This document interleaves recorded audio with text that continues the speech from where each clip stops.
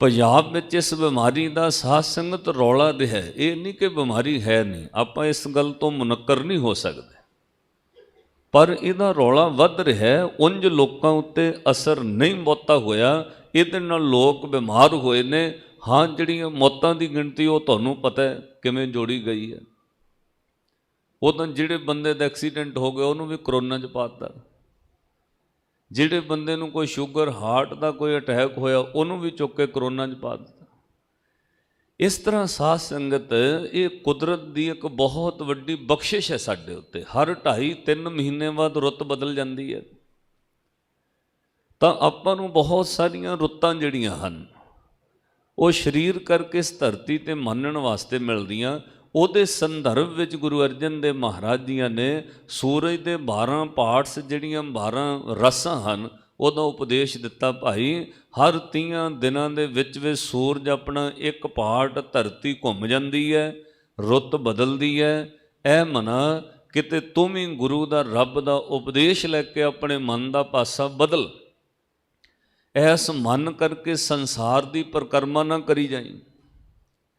ਇਹ ਸੰਸਾਰ, ਪਰਿਵਾਰ, ਪੁੱਤਰ, ਧੀਆਂ ਤੇਰੇ ਇਰਦ ਗਿਰਦ ਘੁੰਮਦੇ ਨੇ। ਹਰ ਇੱਕ ਚੀਜ਼ ਦੀ ਰੁੱਤ ਬਦਲਦੀ ਹੈ, ਹਰ ਇੱਕ ਚੀਜ਼ ਦੀ ਰਾਸ ਬਦਲਦੀ ਹੈ। ਪਿਓ ਦਾਦੇ ਸੰਸਾਰ ਤੋਂ, ਦਾਦੇ ਪੜਦਾਦੇ ਚਲੇ ਜਾਂਦੇ ਨੇ, ਪੁੱਤਰ ਦਾਦਿਆਂ ਦੀ ਜਗ੍ਹਾ ਉੱਤੇ ਆ ਜਾਂਦੇ ਨੇ।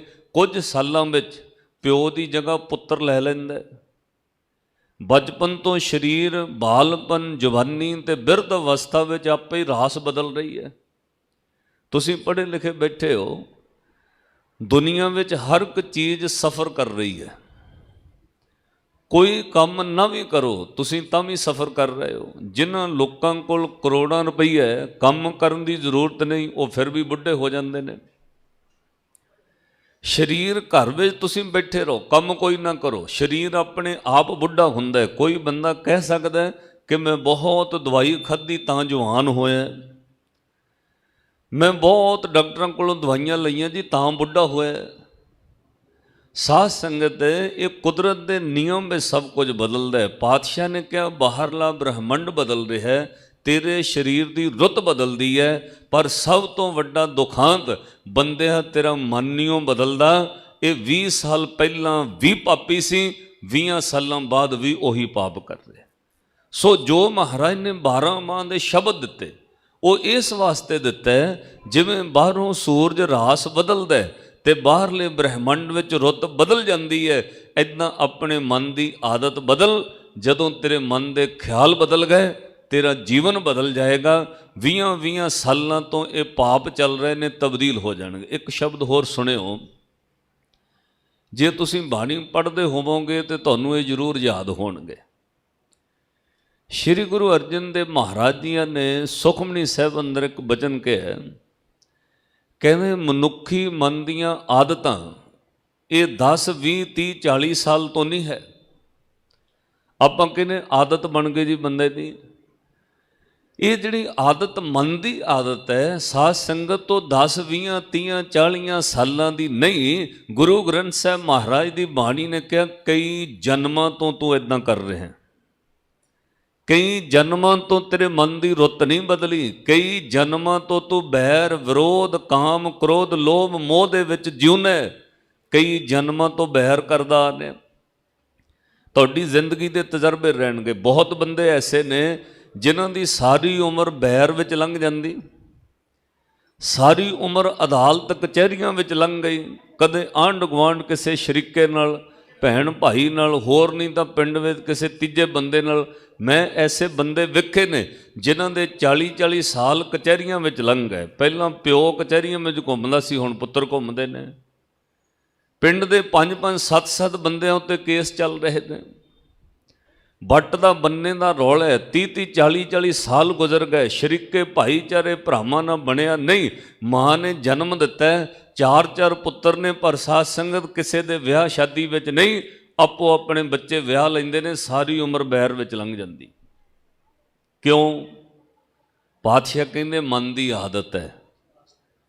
ਕਈਆਂ ਬੰਦਿਆਂ ਦੇ ਮਨ ਦੀ ਆਦਤ ਕ੍ਰੋਧ ਹੈ, ਉਹਨੂੰ ਜੋ ਮਰਜ਼ੀ ਕਹੀ ਜੋ, ਉਹਦੇ ਅੰਦਰ ਇੰਨਾ ਕ੍ਰੋਧ ਹੈ। ਸਾਧ ਸੰਗਤ ਉਹ ਬਹੁਤ ਕ੍ਰੋਧੀ ਅਖਵਾਉਂਦਾ ਹੈ। ਛੋਟੀ ਛੋਟੀ ਗੱਲ ਤੇ ਕ੍ਰੋਧਿਤ ਹੋ ਜਾਂਦਾ ਹੈ। ਇਹ ਬੰਦੇ ਦੇ ਮਨ ਦੇ ਅੰਦਰ ਦੀ ਆਦਤ ਹੈ, ਇਹ ਕਈ ਜਨਮਾਂ ਤੋਂ ਪੱਕੀ ਹੋਈ ਹੈ। ਸ਼ਬਦ ਮੈਂ ਤੁਹਾਨੂੰ ਸੁਣਾਵਾਂ, ਤੁਸੀਂ ਸਰਵਣ ਕਰਦੇ ਰਹਿੰਦੇ ਹੋ। ਹਜ਼ੂਰ ਕਹਿੰਦੇ ਬੈਰ ਵਿਰੋਧ ਕਾਮ ਕ੍ਰੋਧ ਮੋਹ ਝੂਠ ਵਿਕਾਰ ਮਹਾ ਲੋਭ ਧਰੋ।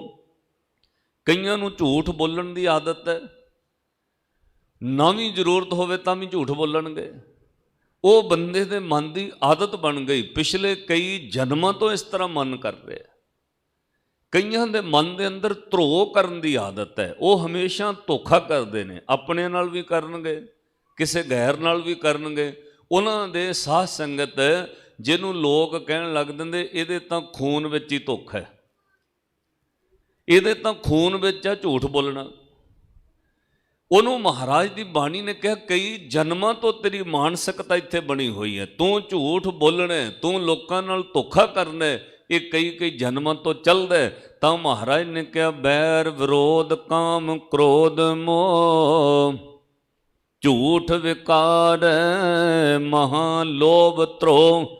ਆਹੂ ਜੁਗਤ ਬਿਹਾਨੇ ਕਈ ਜਨਮ ਨਾਨਕ ਰਾਖ ਲਿਓ ਆਪਣ ਕਰ ਕਰਮ। ਅਰਦਾਸ ਕਰ ਰੱਬ ਤੈਨੂੰ ਕਿਤੇ ਰੱਖ ਲੈ, ਨਹੀਂ ਤੇ ਭਾਈ ਇਹ ਕਈ ਜਨਮਾਂ ਤੋਂ ਤੇਰੇ ਮਨ ਦੀ ਆਦਤ ਹੈ। ਇਸ ਲਈ ਹਜ਼ੂਰ ਨੇ ਸ਼ਬਦ ਬਖਸ਼ਿਸ਼ ਕੀਤੇ। ਹਰ ਮਹੀਨੇ ਭਾਈ ਇੱਕ ਸ਼ਬਦ ਸੁਣ ਕੇ ਕਮਾ ਲਿਆ ਕਰ, ਕਿਤੇ 12 ਮਹੀਨਿਆਂ ਵਿੱਚ ਤੇਰੇ ਮਨ ਦਾ ਪਾਸਾ ਹੀ ਬਦਲ ਜਾਏ, ਕਿਤੇ ਤੇਰੇ ਮਨ ਦੀ ਆਦਤ ਬਦਲ ਜਾਏ। ਕਿਤੇ ਇੱਕ ਮਹੀਨੇ ਵਿੱਚ ਗੁਰੂ ਦਾ ਉਪਦੇਸ਼ ਸੁਣ ਕੇ ਥੋੜੀ ਬਹੁਤੀ ਮਨ ਦੀ ਆਦਤ ਬਦਲ ਜਾਏ। 30 ਦਿਨਾਂ ਲਈ ਗੁਰੂ ਨੇ ਸ਼ਬਦ ਦੇ ਦਿੱਤਾ, ਕਿਤੇ 15 ਦਿਨ ਹੀ ਝੂਠ ਛੱਡ ਦਵੇਂ ਵਿੱਚੋਂ। 30 ਦਿਨਾਂ ਵਾਸਤੇ ਕਹਿ ਦਿੱਤਾ ਭਾਈ ਆਹ ਕਰਮ ਨਾ ਕਰ, ਤਾਂ ਰੋਜ਼ ਉਹਦੇ ਉੱਤੇ ਪਹਿਰਾ ਦਿਓਗੇ, 10 ਦਿਨ 20 ਦਿਨ ਤਾਂ ਲੰਘ ਹੀ ਸਕਦੇ ਨੇ। ਇਸ ਤਰ੍ਹਾਂ ਸਹਿਜੇ ਸਹਿਜੇ ਮਨ ਦੀ ਆਦਤ ਬਦਲ ਜਾਏਗੀ। ਤਾਂ ਮਹਾਰਾਜ ਜੀਆਂ ਨੇ ਅੱਜ ਦਾ ਸ਼ਬਦ ਕਿਹਾ ਕਤਕ ਕਰਮ ਕਮਾਵਣੇ ਦੋਸ਼ ਨ ਕਾਹੂ ਜੋਗ ਪਰਮੇਸ਼ਰ ਤੇ ਭੁੱਲਿਆ ਵਿਆਪਣ ਸਭੇ ਰੋਗ। ਕਹਿੰਦੇ ਇਹ ਰੋਗ ਪਤਾ ਕਿਉਂ ਲੱਗੇ? ਕਿਉਂਕਿ ਤੈਨੂੰ ਪਰਮੇਸ਼ਰ ਭੁੱਲ ਗਿਆ। ਇਹ ਤੇਰੇ ਮਨ ਦੇ ਵੈਰ ਵਿਰੋਧ ਕਾਮ ਕ੍ਰੋਧ ਮੋਹ ਦੇ ਰੋਗ ਲੱਗੇ ਨੇ, ਤੈਨੂੰ ਰੱਬ ਭੁੱਲ ਗਿਆ। ਭਾਈ ਜੋ ਤੂੰ ਕਰਮ ਕਰ ਰਿਹਾ ਉਹ ਕੀਤੇ ਹੋਏ ਕਰਮ ਤੈਨੂੰ ਭੋਗਣੇ ਪੈਣਗੇ। ਸਾਧ ਸੰਗਤ ਆਪਣੀ ਫਿਤਰਤ ਹੈ, ਆਦਤ ਹੈ। ਬੰਦਾ ਚੰਗਾ ਕੰਮ ਕਰੇ ਉਹਦਾ ਕ੍ਰੈਡਿਟ ਆਪਣੇ ਆਪ ਨੂੰ ਲੈਣਾ ਚਾਹੁੰਦਾ ਹੈ, ਨਾ ਵੀ ਕਰੇ ਚੰਗਾ ਤਾਂ ਵੀ ਕਹਿੰਦਾ ਦੁਨੀਆ ਮੈਨੂੰ ਚੰਗਾ ਕਵੇ। ਪਰ ਸਾਧ ਸੰਗਤ ਜੇ ਕਿਤੇ ਮਾੜਾ ਹੋ ਜਾਏ ਤਾਂ ਫਿਰ ਬੰਦਾ ਬੰਦਿਆਂ ਨੂੰ ਦੋਸ਼ ਦਿੰਦਾ, ਮੈਂ ਤੇ ਚੰਗਾ ਕੀਤਾ, ਫਲਾਨੇ ਬੰਦੇ ਦਾ ਬੇੜਾ ਬਹਿ ਗਿਆ। ਮੈਂ ਤੇ ਵਧੀਆ ਕੀਤਾ ਸੀ, ਫਲਾਨੇ ਨੇ ਬੇੜੀ 'ਚ ਵੱਟੇ ਪਾ ਦਿੱਤੇ। ਜੇ ਦੋਸ਼ ਦੇਣ ਨੂੰ ਬੰਦਾ ਨਾ ਲੱਭੇ ਤਾਂ ਫਿਰ ਬੰਦਾ ਰੱਬ ਨੂੰ ਦੋਸ਼ ਦਿੰਦਾ, ਕਹਿੰਦਾ ਮੈਂ ਤਾਂ ਕੀਤਾ ਸੀ, ਰੱਬ ਨੇ ਇਸ ਤਰ੍ਹਾਂ ਕਰਤਾ। ਪਾਤਸ਼ਾਹ ਕਹਿੰਦੇ ਨਾ ਰੱਬ ਨੇ ਮਾੜਾ ਕੀਤਾ, ਨਾ ਕਿਸੇ ਬੰਦੇ ਨੇ ਤੇਰਾ ਮਾੜਾ ਕੀਤਾ। ਅਸਲੀਅਤ ਵਿੱਚ ਜਦੋਂ ਤੇਰਾ ਮਨ ਧਰਮ ਦੀ ਦਸ਼ਾ ਤੋਂ ਸਮਝਣ ਲੱਗੇਗਾ, ਜਿੱਦਣ ਮਨ ਦੀ ਅੰਦਰ ਦੀ ਰਾਸ ਬਦਲ ਗਈ, ਉਦੋਂ ਮਨ ਕਹੇਗਾ ਨਹੀਂ ਕਿਸੇ ਨੇ ਮਾੜਾ ਨਹੀਂ ਕੀਤਾ, ਇਹ ਮੇਰੇ ਕਰਮਾਂ ਕਰਕੇ ਹੋ ਰਿਹਾ। ਮੇਰੇ ਕੋਲੋਂ ਕੋਈ ਕਰਮ ਐਸਾ ਹੋਇਆ ਜਿਹਦੇ ਕਰਕੇ ਸਭ ਕੁਝ ਹੋ ਰਿਹਾ। ਤਾਂ ਮਹਾਰਾਜ ਕਹਿੰਦੇ ਦੋਸ਼ ਕਿਸੇ ਨੂੰ ਨਾ ਦੇ, ਇਹ ਤੇਰੇ ਕਰਮਾਂ ਦਾ ਦੋਸ਼ ਹੈ। ਕਿਉਂਕਿ ਬੰਦੇ ਦੇ ਮਨ ਦੀ ਆਦਤ ਹੈ, ਜਦੋਂ ਕੁਝ ਕਰਦਾ ਇਹ ਮੈਂ ਵਿੱਚ ਕਹਿੰਦਾ ਹਾਂ ਮੈਂ ਹੀ ਕੀਤਾ ਸਭ ਕੁਝ, ਮੈਂ ਕੀਤਾ, ਹਮ ਕੀਆ ਹਮ ਕਰਾਂਗੇ, ਹਮ ਮੂਰਖ ਗਾਵਾਰ। ਮੂਰਖ ਬੰਦਾ ਕਹਿੰਦਾ ਮੈਂ ਕੀਤਾ, ਮੈਂ ਆ ਕੁਝ ਕਰ ਸਕਦਾ। ਪਰ ਸ੍ਰੀ ਗੁਰੂ ਗ੍ਰੰਥ ਸਾਹਿਬ ਮਹਾਰਾਜ ਕਹਿੰਦੇ ਜਿੱਦਣ ਤੂੰ ਕਹਿੰਦਾ ਸਭ ਕੁਝ ਮੈਂ ਕੀਤਾ, ਉਦਣ ਚਿੱਤੇ ਰੱਖੀ ਉਹਦਾ ਫਲ ਵੀ ਤੈਨੂੰ ਹੀ ਭੁਗਤਣਾ ਪਏਗਾ। ਕਿਉਂਕਿ ਤੂੰ ਪਰਫੈਕਟ ਨਹੀਂ, ਤੂੰ ਪੂਰਾ ਨਹੀਂ, ਤੇਰੇ ਕੋਲੋਂ ਕੋਈ ਨਾ ਕੋਈ ਕੰਮ ਅਧੂਰਾ ਰਹਿ ਜਾਣਾ, ਤੇਰੇ ਤੋਂ ਕੋਈ ਨਾ ਕੋਈ ਗਲਤ ਹੋਣਾ, ਫਿਰ ਕੀਤੇ ਦਾ ਫਲ ਵੀ ਤੈਨੂੰ ਹੀ ਭੁਗਤਣਾ ਪੈਣਾ। ਤਾਂ ਮਹਾਰਾਜ ਬਾਣੀ ਅੰਦਰ ਸਮਝਾਉਂਦੇ ਐਸਾ ਕੋਈ ਕੰਮ ਨਾ ਕਰੀ ਜਿਹਦੇ ਕਰਕੇ ਰੱਬ ਦੀ ਦਰਗਾਹ ਵਿੱਚ ਸ਼ਰਮਿੰਦਾ ਹੋਣਾ ਪਏ, ਜਿਹਦੇ ਕਰਕੇ ਤੈਨੂੰ ਅੱਖਾਂ ਰੱਬ ਦੇ ਅੱਗੇ ਨੀਵੀਆਂ ਕਰਨੀਆਂ ਪੈਣ। ਤਾਂ ਭਾਈ ਤੂੰ ਸੋਚ ਕੇ ਕਰਮ ਕਰ। ਹੁਣ ਗੁਰੂ ਕੋਲ ਆਉਣ ਦਾ ਕੀ ਫਾਇਦਾ? ਇਹ ਕੋਈ ਸੰਗਰਾਂਦ ਫਾਰਮੈਲਿਟੀ ਵੀ ਐਵੇਂ ਲੋਕ ਇਕੱਠੇ ਕੀਤੇ। ਇਹਦੇ ਆਉਣ ਦਾ ਲਾਭ ਇਹ ਹੈ, ਗੁਰੂ ਦਾ ਹੁਕਮ ਸੁਣ, ਜਦੋਂ ਸਿੱਖਿਆ ਉਪਦੇਸ਼ ਸੁਣ ਲਿਆ, ਫਿਰ ਅੰਦਰੋਂ ਮਨ ਨੂੰ ਸਮਝ ਆਏਗੀ ਨਹੀਂ ਮਨਾ ਮੈਂ ਕੋਈ ਮਾੜਾ ਕਰਮ ਨਹੀਂ ਕਰਨਾ, ਕੀਤੇ ਕਰਮ ਦਾ ਰੱਬ ਨੂੰ ਹਿਸਾਬ ਦੇਣਾ ਪੈਂਦਾ। ਜਦੋਂ ਬੰਦੇ ਨੂੰ ਪਤਾ ਲੱਗ ਜਾਏ ਆਹ ਚੰਗਾ ਕੰਮ ਹੈ ਆਹ ਮਾੜਾ ਹੈ, ਫਿਰ ਮਾੜਾ ਕਰਨ ਤੋਂ ਗੁਰੇਜ਼ ਕਰਦਾ। ਜਾਂ ਉਹ ਕਰ ਵੀ ਲਵੇ ਤਾਂ ਉਹਨੂੰ ਚੰਗੇ ਮਾੜੇ ਦੀ ਪਹਿਚਾਣ ਹੋਵੇ, ਤਾਂ ਮਾੜਾ ਕਰਨ ਤੋਂ ਬਾਅਦ ਉਹਦੀਆਂ ਅੱਖਾਂ ਤਾਂ ਸ਼ਰਮ ਆਉਂਦੀ ਹੈ ਮਨ ਵਿੱਚ, ਮਾੜਾ ਹੋ ਗਿਆ ਮੇਰੇ ਕੋਲੋਂ।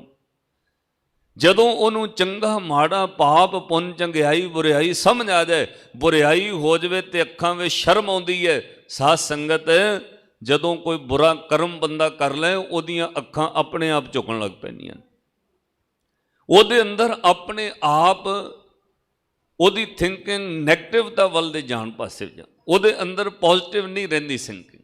ਇਸ ਲਈ ਮਹਾਰਾਜ ਜੀ ਨੇ ਬਚਨ ਕਹੇ, ਕਹਿੰਦੇ ਗੁਰੂ ਕੋਲ ਆ ਕੇ ਪਹਿਲਾਂ ਸੁਣ ਚੰਗਾ ਕੀ ਹੈ ਮਾੜਾ ਕੀ ਹੈ। ਜਦੋਂ ਤੈਨੂੰ ਕਰਮਾਂ ਦੀ ਪਹਿਚਾਣ ਹੋ ਗਈ, ਤੈਨੂੰ ਗੁਰੂ ਹੀ ਉਪਦੇਸ਼ ਦੇਣਗੇ, ਰੋਜ਼ ਪਾਠ ਪੜ੍ਹ ਤਾਂ ਤੈਨੂੰ ਸਮਝ ਆਏਗਾ ਐਸਾ ਕੰਮ ਮੂਲੇ ਨਾ ਕੀਚੈ ਜਿਤ ਅੰਤ ਪਛੋਤਾਈਐ।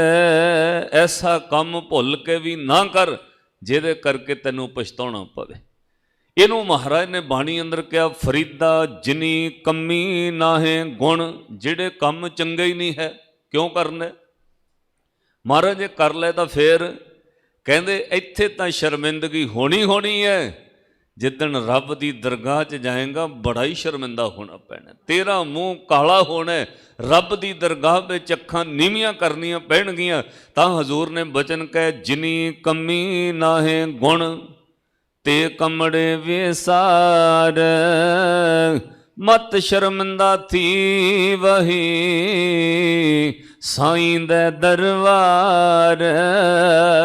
ਰੱਬ ਦੇ ਦਰਬਾਰ 'ਚ ਸ਼ਰਮਿੰਦਾ ਨਾ ਹੋਣਾ ਪਏ, ਇਸ ਲਈ ਐਸਾ ਕੋਈ ਕੰਮ ਨਾ ਕਰ ਜਿਹਦੇ ਕਰਕੇ ਲੋਕ ਵਿੱਚ ਵੀ ਮੂੰਹ ਕਾਲਾ ਹੋਵੇ, ਮਰਨ ਤੋਂ ਬਾਅਦ ਰੱਬ ਦੀ ਦਰਗਾਹ ਵਿੱਚ ਵੀ ਸ਼ਰਮਿੰਦਾ ਹੋਵੇ। ਐਸਾ ਕੋਈ ਕਰਮ ਹੈ ਜਿਹਦੇ ਕਰਕੇ ਸ਼ਰਮਿੰਦਾ ਹੋਣਾ ਪੈਂਦਾ ਹੈ ਤੇ ਕਰਮ ਭੋਗਣਾ ਪੈਂਦਾ ਹੈ।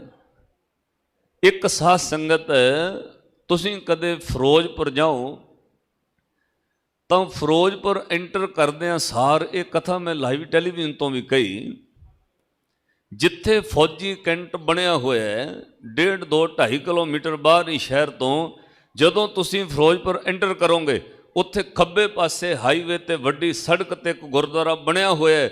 ਉਹ 10ਵੇਂ ਪਾਤਸ਼ਾਹ ਗੁਰੂ ਗੋਬਿੰਦ ਸਿੰਘ ਮਹਾਰਾਜ ਦੀ ਚਰਨ ਛੋਹ ਪ੍ਰਾਪਤ ਹੈ। ਉਸ ਗੁਰਦੁਆਰੇ ਦਾ ਨਾਮ ਹੈ ਗੁਰਦੁਆਰਾ ਜਾਮਣੀ ਸਾਹਿਬ। ਸ਼੍ਰੀ ਗੁਰੂ ਗੋਬਿੰਦ ਸਿੰਘ ਮਹਾਰਾਜ ਜੀ ਨੇ ਉਸ ਧਰਤੀ ਉੱਤੇ ਚਰਨ ਪਾਏ। ਉੱਥੇ ਉਦੋਂ ਜੰਗਲ ਦਰਖਤ ਹੀ ਦਰਖਤ ਸਨ। ਕਲਗੀਧਰ ਪਾਤਸ਼ਾਹ ਨੇ ਉਸ ਜਗ੍ਹਾ ਉੱਤੇ ਇੱਕ ਕਰਮ ਕੀਤਾ ਜਿਹਦੇ ਕਰਕੇ ਉਹ ਗੁਰਦੁਆਰਾ ਬਣਿਆ। ਪਾਤਸ਼ਾਹ ਦੇ ਹੱਥ ਉੱਤੇ ਜਾਂ ਮੋਢੇ ਉੱਤੇ ਬਾਜ ਬਹਿੰਦਾ ਸੀ, ਇਹ ਤੁਸੀਂ ਸੁਣਿਆ ਇਤਿਹਾਸ ਵਿੱਚ। ਜਿਹੜਾ ਮਹਾਰਾਜ ਨੇ ਬਾਜ ਰੱਖਿਆ ਸੀ ਨਾ, ਉੱਥੇ ਬੈਠਿਆਂ ਤਿੱਤਰ ਦੇ ਮਗਰ ਲਾਤਾ। ਕਹਿੰਦੇ ਬਾਜ ਨੂੰ ਛੱਡ ਦਿੱਤਾ, ਤਿੱਤਰ ਨੂੰ ਪਕੜ। ਬਾਜ ਨੇ ਤਿੱਤਰ ਨੂੰ ਘੇਰ ਲਿਆ ਤੇ ਲੰਬੀ ਚੁੰਝ ਮਾਰ ਕੇ ਧਰਤੀ ਤੇ ਸੁੱਟ ਲਿਆ। ਫਿਰ ਬਾਜ ਨੇ ਚੁੰਝਾਂ ਮਾਰ ਕੇ ਤੜਫਾ ਕੇ ਤਿੱਤਰ ਮਾਰ ਦਿੱਤਾ। ਜਦੋਂ ਤਿੱਤਰ ਮਰ ਗਿਆ, ਬਾਜ ਨੇ ਖਾਧਾ ਨਹੀਂ।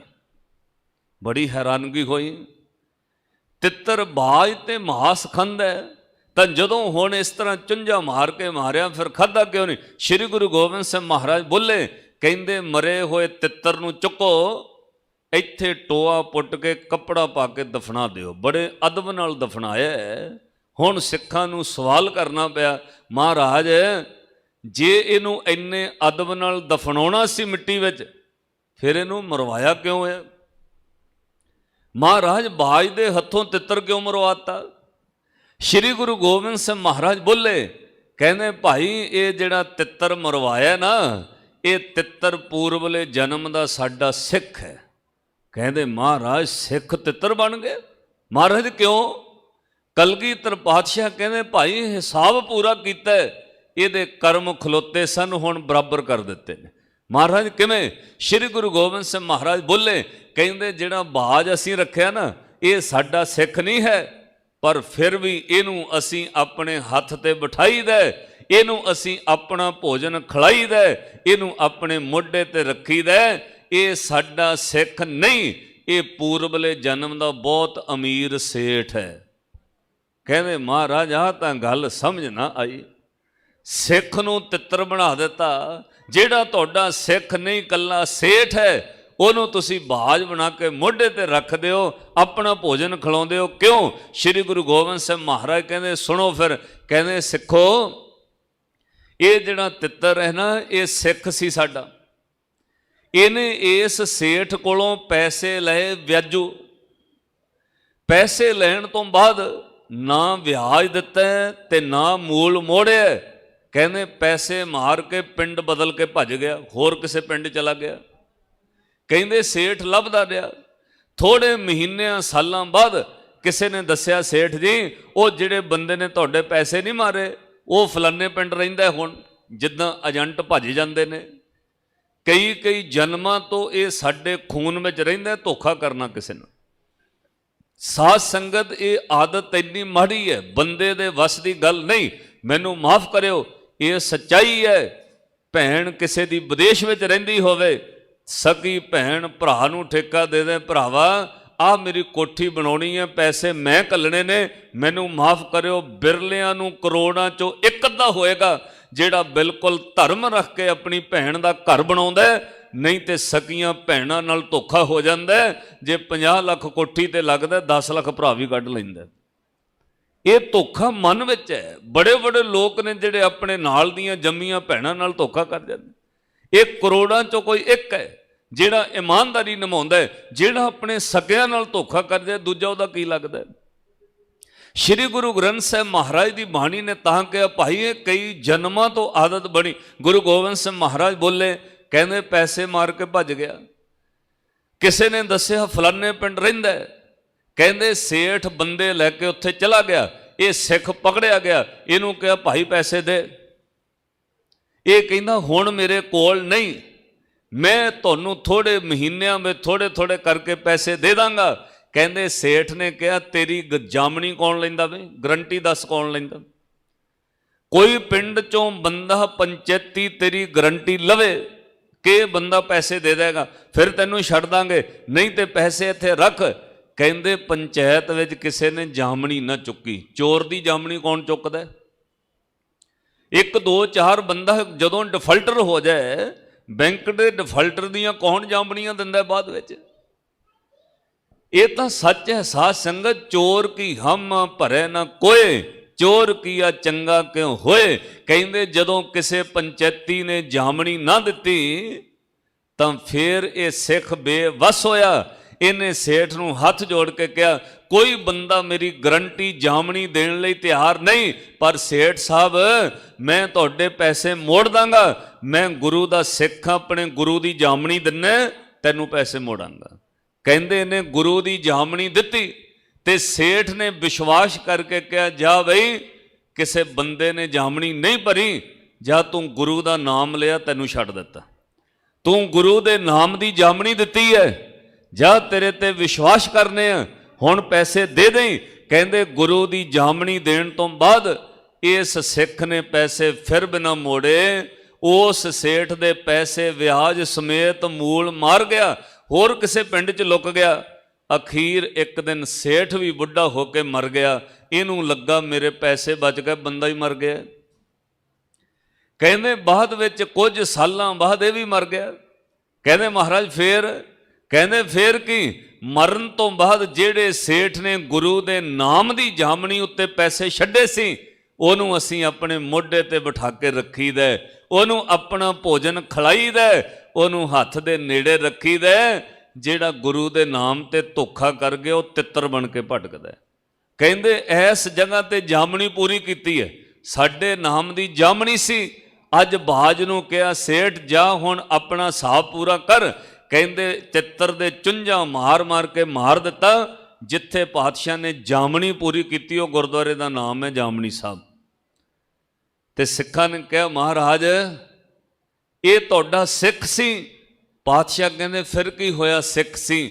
ਗੁਰੂ ਦੀ ਨਜ਼ਰ ਵਿੱਚ ਸਿੱਖ ਨੂੰ ਸਿੱਖ ਪਿਆਰਾ ਨਹੀਂ, ਗੁਰੂ ਨੂੰ ਰਹਿਤ ਪਿਆਰੀ ਹੈ। ਪਾਤਸ਼ਾਹ ਨੇ ਲਿਖ ਕੇ ਦਿੱਤਾ, ਰਹਿਤ ਪਿਆਰੀ ਮੁਝ ਕੋ ਸਿੱਖ ਪਿਆਰਾ ਨਾਹੀ। ਬਾਹਰੋਂ ਅਖਵਾਵੇ ਅਸੀਂ ਤਾਂ ਸਰਦਾਰ ਹਾਂ ਬੜੇ, ਮੈਂ ਤਾਂ ਬੜਾ ਵੱਡਾ ਸਿੱਖ ਜੀ, ਇੰਨੀ ਸੇਵਾ ਅਸੀਂ ਕਰੀ ਦੀ। ਮਹਾਰਾਜ ਕਹਿੰਦੇ ਗੁਰੂ ਨੂੰ ਰਹਿਤ ਪਿਆਰੀ ਹੈ ਭਾਈ, ਗੁਰੂ ਦਾ ਉਪਦੇਸ਼ ਸੁਣ ਤੇ ਐਸਾ ਕੋਈ ਕੰਮ ਨਾ ਕਰੀ ਜਿਹਦੇ ਕਰਕੇ ਤੈਨੂੰ ਸ਼ਰਮਿੰਦਾ ਹੋਣਾ ਪਏ। ਅੱਜ ਹਜ਼ੂਰ ਨੇ ਬਚਨ ਕਹੇ, ਕੱਤਕ ਕਰਮ ਕਮਾਵਣੇ, ਤੂੰ ਕਰਮ ਕੱਤੇ ਨੇ, ਕਿਸੇ ਨੂੰ ਦੋਸ਼ ਨਾ ਦੇ। ਦੋਸ਼ ਨਾ ਕਾਹੂ ਜੋਗ, ਪਰਮੇਸ਼ਰ ਤੇ ਭੁੱਲਿਆ, ਵਿਆਪਣ ਸਭੇ ਰੋਗ। ਬੇਮੁਖ ਹੋਏ RAM ਤੇ, ਰੱਬ ਤੋਂ ਬੇਮੁਖ ਹੋ ਗਏ। ਜਿਹਨੇ ਤੈਨੂੰ ਸਰੀਰ ਦਿੱਤਾ, ਤੰਦਰੁਸਤੀ ਦਿੱਤੀ, ਜਿਹਨੇ ਤੈਨੂੰ ਦੁਨੀਆ ਵੇਖਣ ਲਈ ਅੱਖਾਂ ਦਿੱਤੀਆਂ, ਰੱਬ ਤੋਂ ਬੇਮੁਖ ਹੋ ਗਏ। ਇਹਨਾਂ ਅੱਖਾਂ ਨਾਲ ਸੰਸਾਰ ਵੇਖਣਾ, ਕਦੇ ਇਹਨਾਂ ਅੱਖਾਂ ਨਾਲ ਤੈਨੂੰ ਰੱਬ ਨਹੀਂ ਹੋ ਦਿਸਿਆ। ਕੰਨਾਂ ਨਾਲ ਦੁਨੀਆ ਦੀਆਂ ਗੱਲਾਂ ਸੁਣਨਾ, ਕਦੇ ਰੱਬ ਦੀ ਬਾਣੀ ਨਹੀਂ। ਭਾਈ ਐਸ ਜੀਭਾਂ ਨਾਲ ਲੱਖਾਂ ਹੀ ਸ਼ਬਦ ਕਹਿੰਦੇ, ਕਦੇ ਗੁਰੂ ਨਹੀਂ ਜਪਦਾ, ਇਸ ਲਈ ਤੂੰ ਬੇਮੁਖ ਹੋ ਗਿਆ। ਬੇਮੁਖ ਉਹਨੂੰ ਕਹਿੰਦੇ ਜਿਹੜਾ ਕੁਝ ਲੈ ਕੇ ਮੁੱਕਰ ਜਾਏ। ਬੇਮੁਖ ਉਹਨੂੰ ਕਹਿੰਦੇ ਨੇ ਜਿਹਨੇ ਕਿਸੇ ਦਾ ਕੁਝ ਦੇਣਾ ਹੋਵੇ, ਉਹਨੂੰ ਦੇਖ ਕੇ ਮੂੰਹ ਫੇਰ ਲੈਂਦਾ। ਤੁਸੀਂ ਵੇਖ ਲਿਓ ਕਦੇ ਸਾਧ ਸੰਗਤ, ਕਿਸੇ ਬੰਦੇ ਦਾ ਕੁਝ ਦੇਣਾ ਹੋਵੇ, ਬੰਦਾ ਅੰਦਰੋਂ ਕਪਟੀ ਹੋਵੇ, ਉਹ ਵੇਖਦਾ, ਉਹ ਆਉਂਦਾ, ਉਹਦਾ ਦੇਣਾ ਰਸਤਾ ਹੀ ਬਦਲ ਲੈਂਦਾ। ਇੱਦਾਂ ਮਹਾਰਾਜ ਬਚਨ ਕਹਿੰਦੇ, ਭਾਈ ਤੂੰ ਰੱਬ ਦਾ ਦੇਣਦਾਰ ਹੈ। ਮਹਾਰਾਜ ਕਿਉਂ? ਕਹਿੰਦੇ ਉਹਨੇ ਤੈਨੂੰ ਬੋਲਣ ਲਈ ਜ਼ੁਬਾਨ ਦਿੱਤੀ ਹੈ। ਲੱਖਾਂ ਲੋਕ ਦੁਨੀਆ ਵਿੱਚ ਗੁੰਗੇ ਪੈਦਾ ਹੋਏ ਨੇ, ਉਹਨੀ ਰੱਬ ਦਾ ਕੀ ਵਿਗਾੜ ਲਿਆ? ਤੈਨੂੰ ਰੱਬ ਨੇ ਅੱਖਾਂ ਦਿੱਤੀਆਂ ਨੇ। ਲੱਖਾਂ ਲੋਕ ਦੁਨੀਆ 'ਚ ਅੰਨੇ ਪੈਦਾ ਹੋਏ ਨੇ, ਤੈਨੂੰ ਰੱਬ ਨੇ ਤੁਰਨ ਫਿਰਨ ਲਈ ਪੈਰ ਦਿੱਤੇ। ਲੱਖਾਂ ਲੋਕ ਅਪਾਹਿਜ ਪੈਦਾ ਹੋਏ ਨੇ। ਰੱਬ ਦਾ ਸ਼ੁਕਰਾਨਾ ਕਰ। ਜੇ ਤੂੰ ਵਾਹਿਗੁਰੂ ਕਹਿ ਕੇ ਸ਼ੁਕਰ ਨਾ ਕੀਤਾ, ਤੂੰ ਬੇਮੁਖ ਹੈ। ਮਹਾਰਾਜ ਫਿਰ ਕਹਿੰਦੇ, ਬੇਮੁਖ ਹੋਏ RAM ਤੇ, ਲੱਗਣ ਜਨਮ ਬਿਜੋਗ। ਖਿਨ ਮੈਂ ਕੌੜੇ ਹੋਏ ਗਏ, ਜਿਤੜੇ ਮਾਇਆ ਭੋਗ। ਇਹ ਮਾਇਆ ਦੇ ਭੋਗ ਸਵਾਦ ਲੱਗਦੇ ਨੇ, ਇਹ ਕੌੜੇ ਹੋ ਜਾਣੇ। ਜਿਹੜੀ ਜ਼ਮੀਨ ਅੱਜ ਤੈਨੂੰ ਸਵਾਦ ਲੱਗਦੀ ਹੈ, ਸੱਜਣਾ ਜਿੱਦਣ ਕੋਲੋਂ ਜਾਣੀ ਕੌੜਾ ਹੋ ਜਾਣਾ। ਜਿਹੜੇ ਪੁੱਤਰ ਧੀਆਂ ਤੈਨੂੰ ਰਸ ਦਾ ਇੱਕ ਸਵਾਦ ਲੱਗਦੇ ਨੇ, ਜਿੱਦਣ ਤੇਰੇ ਰਹਿਣੇ ਨਹੀਂ, ਉਦਣ ਕੌੜਾ ਹੋ ਜਾਣੇ। ਸਾਧ ਸੰਗਤ, ਇਹ ਫਿਰ ਇੰਨਾ ਕੌੜਾ ਦਿਸਦਾ ਨਾ ਸੰਸਾਰ। ਜਿਹੜੀ ਚੀਜ਼ ਕੌੜੀ ਦਿਸੇ, ਉਹਨੂੰ ਪੀਣਾ ਖਾਣਾ ਤਾਂ ਦੂਰ ਦੀ ਗੱਲ, ਉਹਦੇ ਵੱਲ ਬੰਦਾ ਵੇਖਦਾ ਵੀ ਨਹੀਂ। ਸਾਧ ਸੰਗਤ ਤੋਂ ਕੌੜਾ ਫਿਰ ਬੰਦੇ ਨੂੰ ਦੁਖਦਾਈ ਲੱਗਦਾ ਹੈ, ਔਰ ਇਹ ਸੰਸਾਰ ਫਿਰ ਇੰਨਾ ਕੌੜਾ ਲੱਗਦਾ ਹੈ। ਉਦੋਂ ਪਾਤਸ਼ਾਹ ਕਹਿੰਦੇ, ਰੱਬ ਦਾ ਨਾਮ ਜਪਿਆ ਨਹੀਂ, ਹੁਣ ਪੁੱਤਰ ਧੀਆਂ ਪਰਿਵਾਰ ਜਾਇਦਾਦ ਤੇਰੇ ਵਾਸਤੇ ਦੁੱਖਦਾਈ ਬਣ ਗਏ। ਆਪਣੇ ਆਪ ਸਭ ਕੁਝ ਬਦਲ ਜਾਣਾ ਹੈ। ਫਿਰ ਤੇਰੇ ਮੂੰਹ ਤੋਂ ਕਿਸੇ ਮੱਖੀ ਵੀ ਉਡਾਉਣੀ ਨਹੀਂ, ਕਿਸੇ ਨੇ ਤੈਨੂੰ ਚੁਲੀ ਭਰ ਪਾਣੀ ਵੀ ਪੁੱਛਣ ਨਹੀਂ ਆਉਣਾ। ਹਾਂ, ਅਮੀਰੀ ਦਾ ਇੰਨਾ ਫਾਇਦਾ ਹੋ ਸਕਦਾ ਹੈ, ਨੌਕਰ ਰੱਖ ਦੇਣਗੇ, ਨੌਕਰ ਜ਼ਰੂਰ ਰੱਖ ਦੇਣਗੇ। ਬਾਪੂ ਨੂੰ ਟਾਈਮ ਸਿਰ ਦਵਾਈ ਦੇ ਦੇਈ, ਬਾਪੂ ਨੂੰ ਸਮੇਂ ਸਿਰ ਆਹ ਕੁਝ ਕਰ ਦੇਈ। ਪਰ ਜਦੋਂ ਸਰੀਰ ਸਾਧ ਸੰਗਤ ਬਿਮਾਰੀਆਂ ਨਾਲ ਰੁਕ ਜਾਂਦੇ ਨੇ, ਉਦੋਂ ਕੋਈ ਕੰਮ ਨਹੀਂ ਆਉਂਦਾ। ਉਦੋਂ ਇੱਕੋ ਚੀਜ਼ ਕੰਮ ਆਉਂਦੀ, ਅਕਾਲ ਪੁਰਖ ਵਾਹਿਗੁਰੂ ਦਾ ਨਾਮ। ਉਹ ਪਹਿਲਾਂ ਆਪਾਂ ਜਪਿਆ ਹੀ ਨਹੀਂ। ਹੁਣ ਜ਼ੁਬਾਨ ਬੋਲਣ ਤੋਂ ਸਮਰਥ ਹੈ, ਹੁਣ ਕਿਵੇਂ ਬੋਲੋਗੇ? ਪਾਤਸ਼ਾਹ ਨੇ ਬਾਣੀ ਅੰਦਰ ਬਚਨ ਕਹੇ, ਕਹਿੰਦੇ ਭਾਈ ਬੇਮੁਖ ਹੋਏ RAM ਤੇ, ਲੱਗਣ ਜਨਮ ਵਿਜੋਗ। ਅੱਜ ਦਾ ਸ਼ਬਦ ਹੈ, ਖਿਨ ਮੈਂ ਕੌੜੇ ਹੋਏ ਗਏ, ਜਿਤੜੇ ਮਾਇਆ ਭੋਗ। ਜਿੰਨਾ ਕੁਝ ਮਾਇਕ ਪਦਾਰਥ ਦਿਸਦੇ ਸੀ, ਉਹ ਹੁਣ ਕੌੜੇ ਨਜ਼ਰ ਆਉਣ ਲੱਗ ਪਏ। ਇਸ ਤੋਂ ਪਹਿਲਾਂ ਕਿ ਸਰੀਰ ਨੂੰ ਕੋਈ ਰੋਗ ਲੱਗ ਜਾਏ, ਅਕਾਲ ਪੁਰਖ ਦਾ ਨਾਮ ਜਪ।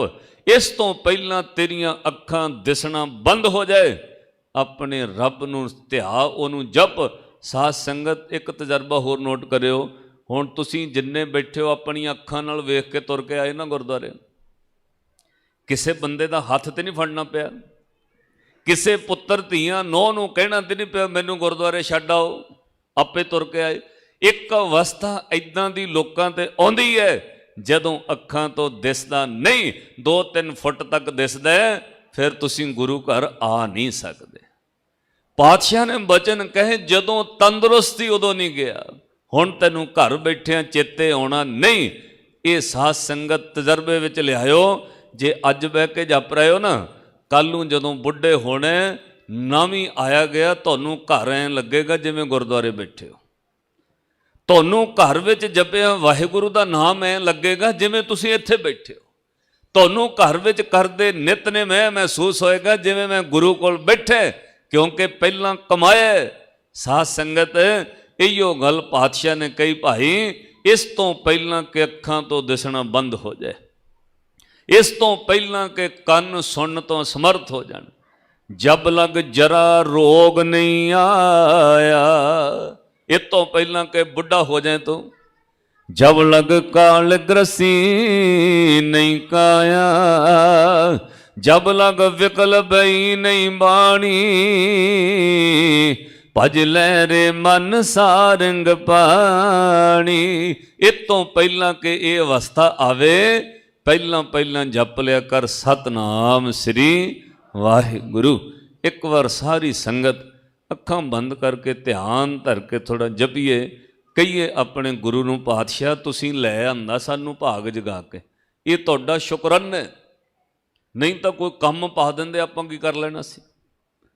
ਸਰੀਰ ਕੋਈ ਤੰਦਰੁਸਤੀ ਨਹੀਂ ਰਹਿੰਦਾ। ਕਈ ਵਾਰ ਬੰਦਾ ਸਵੇਰੇ ਉੱਠਦਾ ਕਹਿੰਦਾ ਲਓ ਜੀ ਡਿਸਕ ਦੀ ਨਾੜ ਹੀ ਚੜ੍ਹ ਗਈ, ਉੱਠੇ ਨਹੀਂ ਹੁੰਦਾ। ਇਹ ਆਪਾਂ ਨੂੰ ਤੰਦਰੁਸਤੀ ਦਿੱਤੀ, ਉਦਮ ਦਿੱਤਾ, ਪਾਤਸ਼ਾਹ ਨੇ ਕਿਰਪਾ ਕੀਤੀ, ਹੁਣ ਆਪਾਂ ਚੱਲ ਕੇ ਆ ਗਏ। ਹੁਣ ਦੁਨੀਆ ਪਰਿਵਾਰ ਥੋੜ੍ਹੇ ਮਿੰਟਾਂ ਲਈ ਭੁੱਲ ਕੇ ਗੁਰੂ ਗ੍ਰੰਥ ਸਾਹਿਬ ਮਹਾਰਾਜ ਨੂੰ ਕਹੀਏ, ਪਾਤਸ਼ਾਹ ਹਾਜ਼ਰੀ ਕਰੋ ਪ੍ਰਵਾਨ ਤੇ ਸਾਡੇ ਤੇ ਕਿਰਪਾ ਕਰਿਓ। ਅਰਦਾਸ ਕਰਕੇ ਕਹੋ, ਕਿਰਤ ਕਰਮ ਕੇ ਵਿਛੜੇ, ਕਰ ਕਿਰਪਾ ਮਿਲੋ ਰਾਮ, ਕਿਰਤ ਕਰਮ ਕੇ ਵਿਛੜੇ, ਕਰ ਕਿਰਪਾ ਮਿਲੋ। ਸਾਰੇ ਜਪਿਓ, ਕਰ ਕਿਰਪਾ ਮਿਲੋ ਰਾਮ, ਕਰ ਕਿਰਪਾ ਮਿਲੋ ਰਾਮ, ਕਰ ਕਿਰਪਾ ਮਿਲੋ ਰਾਮ, ਕਰ ਕਿਰਪਾ। ਕਿਰਤ ਕਰਮ ਕੇ ਵਿਛੜੇ, ਕਿਰਤ ਕਰਮ ਕੇ ਵਿਛੜੇ, ਕਿਰਤ ਕਰਮ ਕੇ, ਕਿਰਤ ਕਰਮ ਕੇ, ਕਰ ਕਿਰਪਾ ਮਿਲੋ ਰਾਮ, ਕਰ ਕਿਰਪਾ ਮਿਲੋ ਰਾਮ, ਕਰ ਕਿਰਪਾ ਮਿਲੋ, ਕਰ ਕਿਰਪਾ। ਕਿਰਤ ਕਰਮ ਕੇ ਵਿਛੜੇ, ਕਿਰਤ ਕਰਮ ਕੇ ਵਿਛੜੇ, ਕਿਰਤ ਕਰਮ ਕੇ, ਕਿਰਤ ਕਰਮ ਕੇ, ਕਰ ਕਿਰਪਾ ਮਿਲੋ ਰਾਮ, ਕਰ ਕਿਰਪਾ ਮਿਲੋ ਰਾਮ, ਕਰ ਕਿਰਪਾ।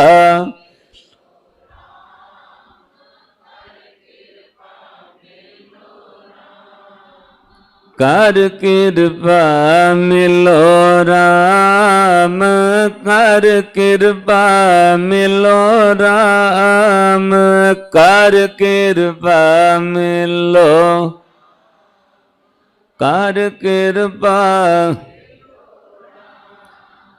ਇੱਦਾਂ ਗੁਰੂ ਅੱਗੇ ਅਰਦਾਸ ਕਰੀਏ। ਫਿਰ ਇਹ ਜਿਹੜਾ ਸਮਾਂ ਗੁਰੂ ਚਰਨਾਂ ਵਿੱਚ ਬਤੀਤ ਕੀਤਾ ਸਾਧ ਸੰਗਤ, ਇਹ ਫਿਰ ਆਪਾਂ ਨੂੰ ਸਹਾਈ ਹੁੰਦਾ। ਇਹਨੂੰ ਮਹਾਰਾਜ ਜੀ ਨੇ ਕਿਹਾ, ਮੇਰੇ ਮਾਧੋ ਜੀ ਸਤ ਸੰਗਤ ਮਿਲੇ ਸੋ ਤਰਿਆ, ਗੁਰ ਪ੍ਰਸਾਦ ਪਰਮ ਪਦ ਪਾਇਆ, ਸੁੱਕੇ ਕਾਸ਼ਟ ਹਰਿਆ। ਜਦੋਂ ਆਪਾਂ ਗੁਰੂ ਕੋਲ ਸੰਗਤ ਵਿੱਚ ਬਹਿਣ ਲੱਗ ਪਏ, ਫਿਰ ਇਹ ਮਨ ਕਦੇ ਵੀ ਨਹੀਂ ਸੰਸਾਰ 'ਚ ਕਹੇਗਾ ਕਿ ਮੈਂ ਸਭ ਕੁਝ ਕੀਤਾ। ਫਿਰ ਕਦੇ ਨਹੀਂ ਕਹੇਗਾ ਕਿ ਮੈਂ ਸਭ ਕੁਝ ਕਰ ਰਿਹਾ, ਫਿਰ ਮੈਂ ਮੂਰਖ ਗੰਵਾਰ ਨਹੀਂ। फिर ये बंदे दे अंदरों निकलदा है, मेरा मुझ में किश नहीं, जो किश है सो तेरा, तेरा तुझको सौंप दे क्या लागे मेरा। फिर दी अरदास हुंदी है कि ना हम किया ना करेंगे। पहला हंकारी बंदा कहंदा हम किया हम करेंगे, हम मूर्ख गवार। पर पातशाह कहते फिर गुरसिख की कहंदा, ना हम किया ना करेंगे, ना कर सकै शरीर, जो किश किया सो हर किया, भयो कबीर कबीर। इनू कहंदे गुरसिखी। ਜਦੋਂ ਉਹ ਕਹਿੰਦਾ ਮੈਂ ਨਹੀਂ ਕੁਝ ਵੀ ਕੀਤਾ, ਜੋ ਕੀਤਾ ਵਾਹਿਗੁਰੂ ਤੁਸੀਂ ਕਰਾ ਰਹੇ ਹੋ, ਫਿਰ ਸਾਧ ਸੰਗਤ ਕਿਸੇ ਕਰਮ ਦਾ ਲੇਖਾ ਨਹੀਂ ਦੇਣਾ ਪੈਂਦਾ। ਇਹ ਸੱਚ ਹੈ। ਮੈਂ ਕਈ ਵਾਰ ਕਥਾ ਲਾਈਵ ਤੋਂ ਕਹੀ, ਕਈਆਂ ਨੂੰ ਭੁਲੇਖਾ ਅੱਗੇ ਕਿਹੜਾ ਕਿਸੇ ਨੇ ਵੇਖਿਆ ਜੀ ਖਾਓ ਪੀਓ ਮੌਜਾਂ ਕਰੋ, ਆਹ ਜੱਗ ਮਿੱਠਾ ਅਗਲਾ ਕਿਨੇ ਡਿੱਠਾ। ਲੋਕ ਕਹਿੰਦੇ ਇਸ ਤਰ੍ਹਾਂ, ਮਨਮੁਖ ਬੰਦੇ ਦੀ ਸੋਚ ਥਿੰਕਿੰਗ ਹੈ, ਅੱਗੇ ਕਿਹੜਾ ਕਿਸੇ ਨੇ ਵੇਖਿਆ। खाओ पियो मौज करो, eat drink and we merry, not eat drink and we merry. खाण पीण मौजां करन लई शरीर नहीं। पातशाह ने कहा भाई अगे भी कुछ हुंदा है। महाराज अगे की है? कहंदे पहलां तां कीते कर्मां दा दुख इत्थे भुगतना पैंदा है। माफ़ करियो, कई महीने लोकां दे मूँह नूं चमचा लग्या रहिंदा, जान नहीं निकलदी। लोग अरदासां कराउंदे इहदी जान निकल जाए किसी तरह, परिवार वाले अरदासां कराउंदे इहदे नालों इहदी जान निकल जाए किते। पातशाह ने कहा भाई पहलां तां कर्म इत्थे भोगणे पैंदे, फिर अगे जदों शरीर मरण तो बाद जांदा है, उत्थे रब दी दरगाह विच पुछया जांदा है की काम करके आया। सारे कीते हुए कर्म पहलां विखावा बंदा मुकरदा है, क्योंकि मेरा मन दा हर एक बंदे दे अपने मन दा सुभाअ है। मनुख दे मन की फितरत है, आदत है, चंगा काम ना भी करे वो कहना मेरी फोटो तो लगनी चाहिए है। तो साध संगत जे वो बंदा माड़ा काम करे, करदा छुपा के दूजिਆਂ ਨੂੰ पता ना लगे, तुसीं वेखोगे माड़ा कर्म करके लोग ये कहणगे मेरा नां नहीं मोहरे होना चाहिए, चंगियां विच मोहरे, माड़े विच मेरा मोहरे ना वे ना। पातशाह कहते इत्थे लुकोया जा सकता है, इत्थे दुनिया सब कुछ हुंदा है। मैनू माफ़ करियो, माड़े कर्म करन तो बाद बहुत लोग ने जिहड़े पैसे दे के उपरों फैसले बदला लैंदे ने। पैसे दे के अदालतां में चेंज हो जाता है, थाणियां में चले जाओ, माफ़ करियो उत्थे बंदे इनकुआरी च पा के कढ़ दिते जांदे ने। दोषी बंदे बाहर घूमते रहिंदे ने, लै साडा की विगड़ गया, रुपया 5 लाख दिता है, बंदा कतल किया, बाहर घूमने आ। पर सतगुरां कहा जदों दरगाह च जाना है उत्थे नहीं जे बचना, उत्थे किसी की सिफारिश नहीं, रब की दरगाह च पुछया जाना है। पुन्नी पापी आखण नाहे, कर कर करना लिख ले जाहो, आपे बीज आपे ही खाहो, नानक हुक्मी आवो जाहो। उत्थे जो तू बीजे तेरे मोहरे कर देना। बंदा मुकरेगा मैं तो नहीं किया जी, क्योंकि इत्थे जो मुकरदा रहिंदा है, उत्थे रब की दरगाह च ने मुकरने, पाप करे कर मुकर पावे, रब ने मुकर नहीं देना। क्यों? फिर पातशाह ने बाणी अंदर लिखिया रब ने तेरे कर्म रिपीट करके दिखा देने आ तुइयों कर रहे हैं। जिमें कोई बंदा कैमरे विच रिकॉर्ड हो जाए, वो कहे मैं किया ही नहीं, उन्होंने कैमरा चला के दिखा दो, लै वी आ तेरी फोटो है, फिर मनना पैंदा है। आवाज़ तो लोग कहते डब की किसी की, फोटो जदों अदालत विच वीडियो रख दो फिर मनना पैंदा। इदां रब की दरगाह विच चंगियाइयां बुरियाइयां वाचै धर्म हदूर, सब कुछ रब ने हदूर जो वॉच किया, रिकॉर्ड किया, वो चंगियाई बुरियाई दिखा देनी। करमी आपो अपनी के नेड़े के दूर, कहने आपो अपने कर्म नाल जाणगे। जिहड़ी तू माया कमाउने वो तो पुत्रां धीआं ने वंड के खानी है, पर जिहड़ा कर्म दा लेखा वो तैनूं कल्ले नूं देना पैना। कल पातशाह का हुक्मनामा दरबार साहब तो आया, कथा करदे पंक्ति आई सी कि भाई जो तू कर रहे है ਇਹ ਭੂਪਤ ਰਾਣੇ ਰੰਗ ਦਿਨ ਚਾਰ ਸੁਹਾਵਣ, ਇਹ ਮਾਇਆ ਰੰਗ ਕੁਸੁੰਭ ਖਿਨ ਮੈਂ ਲਹਿ ਜਾਵਣ, ਚਲਦਿਆਂ ਨਾਲ ਨਾ ਚੱਲੇ ਸਿਰ ਪਾਪ ਲੈ ਜਾਵਣ। ਜਿਹੜੀ ਮਾਇਆ ਤੂੰ ਇਕੱਠੀ ਕੀਤੀ ਉਹ ਤਾਂ ਵੰਡ ਲਈ। ਪੁੱਤਾਂ ਨੇ ਕਿਹਾ ਮੇਰਾ ਵੀ ਹਿੱਸਾ ਬਣਦਾ ਇੰਨੇ ਕਿੱਲੇ। ਕਈ ਵਾਰ ਜਵਾਈ ਡਾਢੇ ਮਿਲ ਜਾਂਦੇ ਨੇ, ਉਹ ਕਹਿੰਦੇ ਸਾਡਾ ਵੀ ਹਿੱਸਾ ਬਣਦਾ।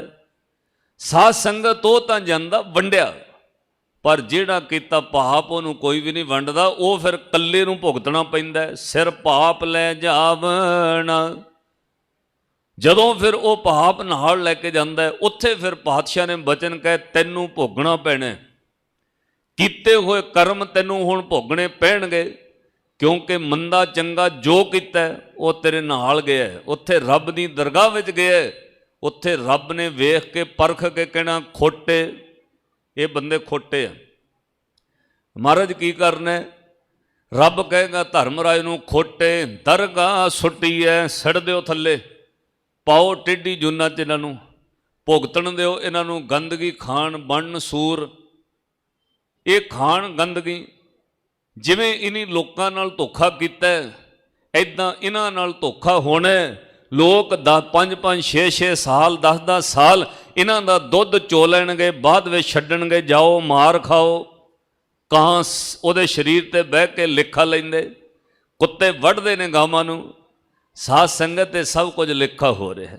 ਤੂੰ ਕਿਸੇ ਨਾਲ ਕੀਤਾ, ਤੇਰੇ ਨਾਲ ਧੋਖਾ ਹੋ ਰਿਹਾ। ਇਹਨੂੰ ਮਹਾਰਾਜ ਨੇ ਬਾਣੀ ਅੰਦਰ ਸਪਸ਼ਟ ਰੂਪ ਵਿੱਚ ਕਿਹਾ, ਕਹਿੰਦੇ ਕੱਪੜ ਰੂਪ ਸੁਹਾਵਣ, ਛੱਡ ਦੁਨੀਆ ਅੰਦਰ ਜਾਵਣ, ਮੰਦਾ ਚੰਗਾ ਆਪਣਾ, ਆਪੇ ਹੀ ਕੀਤਾ ਪਾਵਣਾ। ਰੱਬ ਨੂੰ ਕਾਹਦਾ ਦੋਸ਼? ਉਹਨੇ ਤੇਰਾ ਕੋਈ ਮਾੜਾ ਨਹੀਂ ਕੀਤਾ। ਭਾਈ ਵੀਰ ਸਿੰਘ ਹੋਰਾਂ ਇੱਕ ਰਬਾਈ ਲਿਖੀ ਹੈ ਸ਼ੁੱਧ ਪੰਜਾਬੀ ਦੀ, ਕਹਿੰਦੇ ਰੱਬ ਨੇ ਕੀ ਪੈਦਾ ਕੀਤਾ? ਅੰਗੂਰਾਂ ਦੀ ਬੇਲ ਧਰਤੀ ਚ ਲਾਈ, ਅੰਗੂਰ ਲੱਗ ਗਏ ਉਹਨੂੰ। ਤੁਸੀਂ ਵੇਖਦੇ ਹੀ ਹੋ, ਕਿਸਾਨ ਨੇ ਅੰਗੂਰਾਂ ਦੀ ਬੇਲ ਲਾਈ, ਬੀਜ ਬੀਜਿਆ ਤੇ ਉਹਨੂੰ ਸਾਧ ਸੰਗਤ ਅੰਗੂਰ ਲੱਗ ਗਏ, ਰਸ ਭਰਿਆ। ਰੱਬ ਨੇ ਸ਼ਹਿਦ ਵਰਗੇ ਮਿੱਠੇ ਅੰਗੂਰ ਪੈਦਾ ਕੀਤੇ, ਕਿਉਂਕਿ ਧਰਤੀ ਤੇ ਬੰਦੇ ਨੂੰ ਪੈਦਾ ਕੀਤਾ, ਉਹਦੇ ਖਾਣ ਲਈ ਸਹੂਲਤਾਂ ਵੀ ਦਿੱਤੀਆਂ, ਉਹਦੇ ਪਹਿਨਣ ਖਾਣ ਦੀਆਂ ਸਹੂਲਤਾਂ ਰੱਬ ਨੇ ਰੱਖੀਆਂ। 36 ਪ੍ਰਕਾਰ ਦੇ ਪਦਾਰਥ ਭੋਜਨ ਪਰਮਾਤਮਾ ਨੇ ਪੈਦਾ ਕੀਤੇ ਬੰਦੇ ਵਾਸਤੇ। ਰੱਬ ਨੇ ਤਾਂ ਬਣਾਏ ਅੰਗੂਰ। ਬੰਦੇ ਦੀ ਸ਼ਰਾਰਤੀ ਸੋਚ ਨੇ ਅੰਗੂਰਾਂ ਦੀ ਮਹਿੰਗੀ ਬਣਾ ਲਈ ਸ਼ਰਾਬ। ਹੁਣ ਉਹ ਸ਼ਰਾਬ ਪੀ ਕੇ ਕਰਦਾ ਪਾਪ, ਤੇ ਫਿਰ ਕਹੋ ਜੀ ਰੱਬ ਕਰ ਰਿਹਾ। ਕਈ ਬੰਦੇ ਤਾਂ ਐ ਕਹਿੰਦੇ ਉਹ ਜਿੰਨੀ ਭਾਗਾਂ 'ਚ ਲਿਖੀ ਪੀਣੀ ਹੈ ਜੀ, ਰੱਬ ਹੁਣ ਭਾਗਾਂ 'ਚ ਸ਼ਰਾਬ ਲਿਖਦਾ?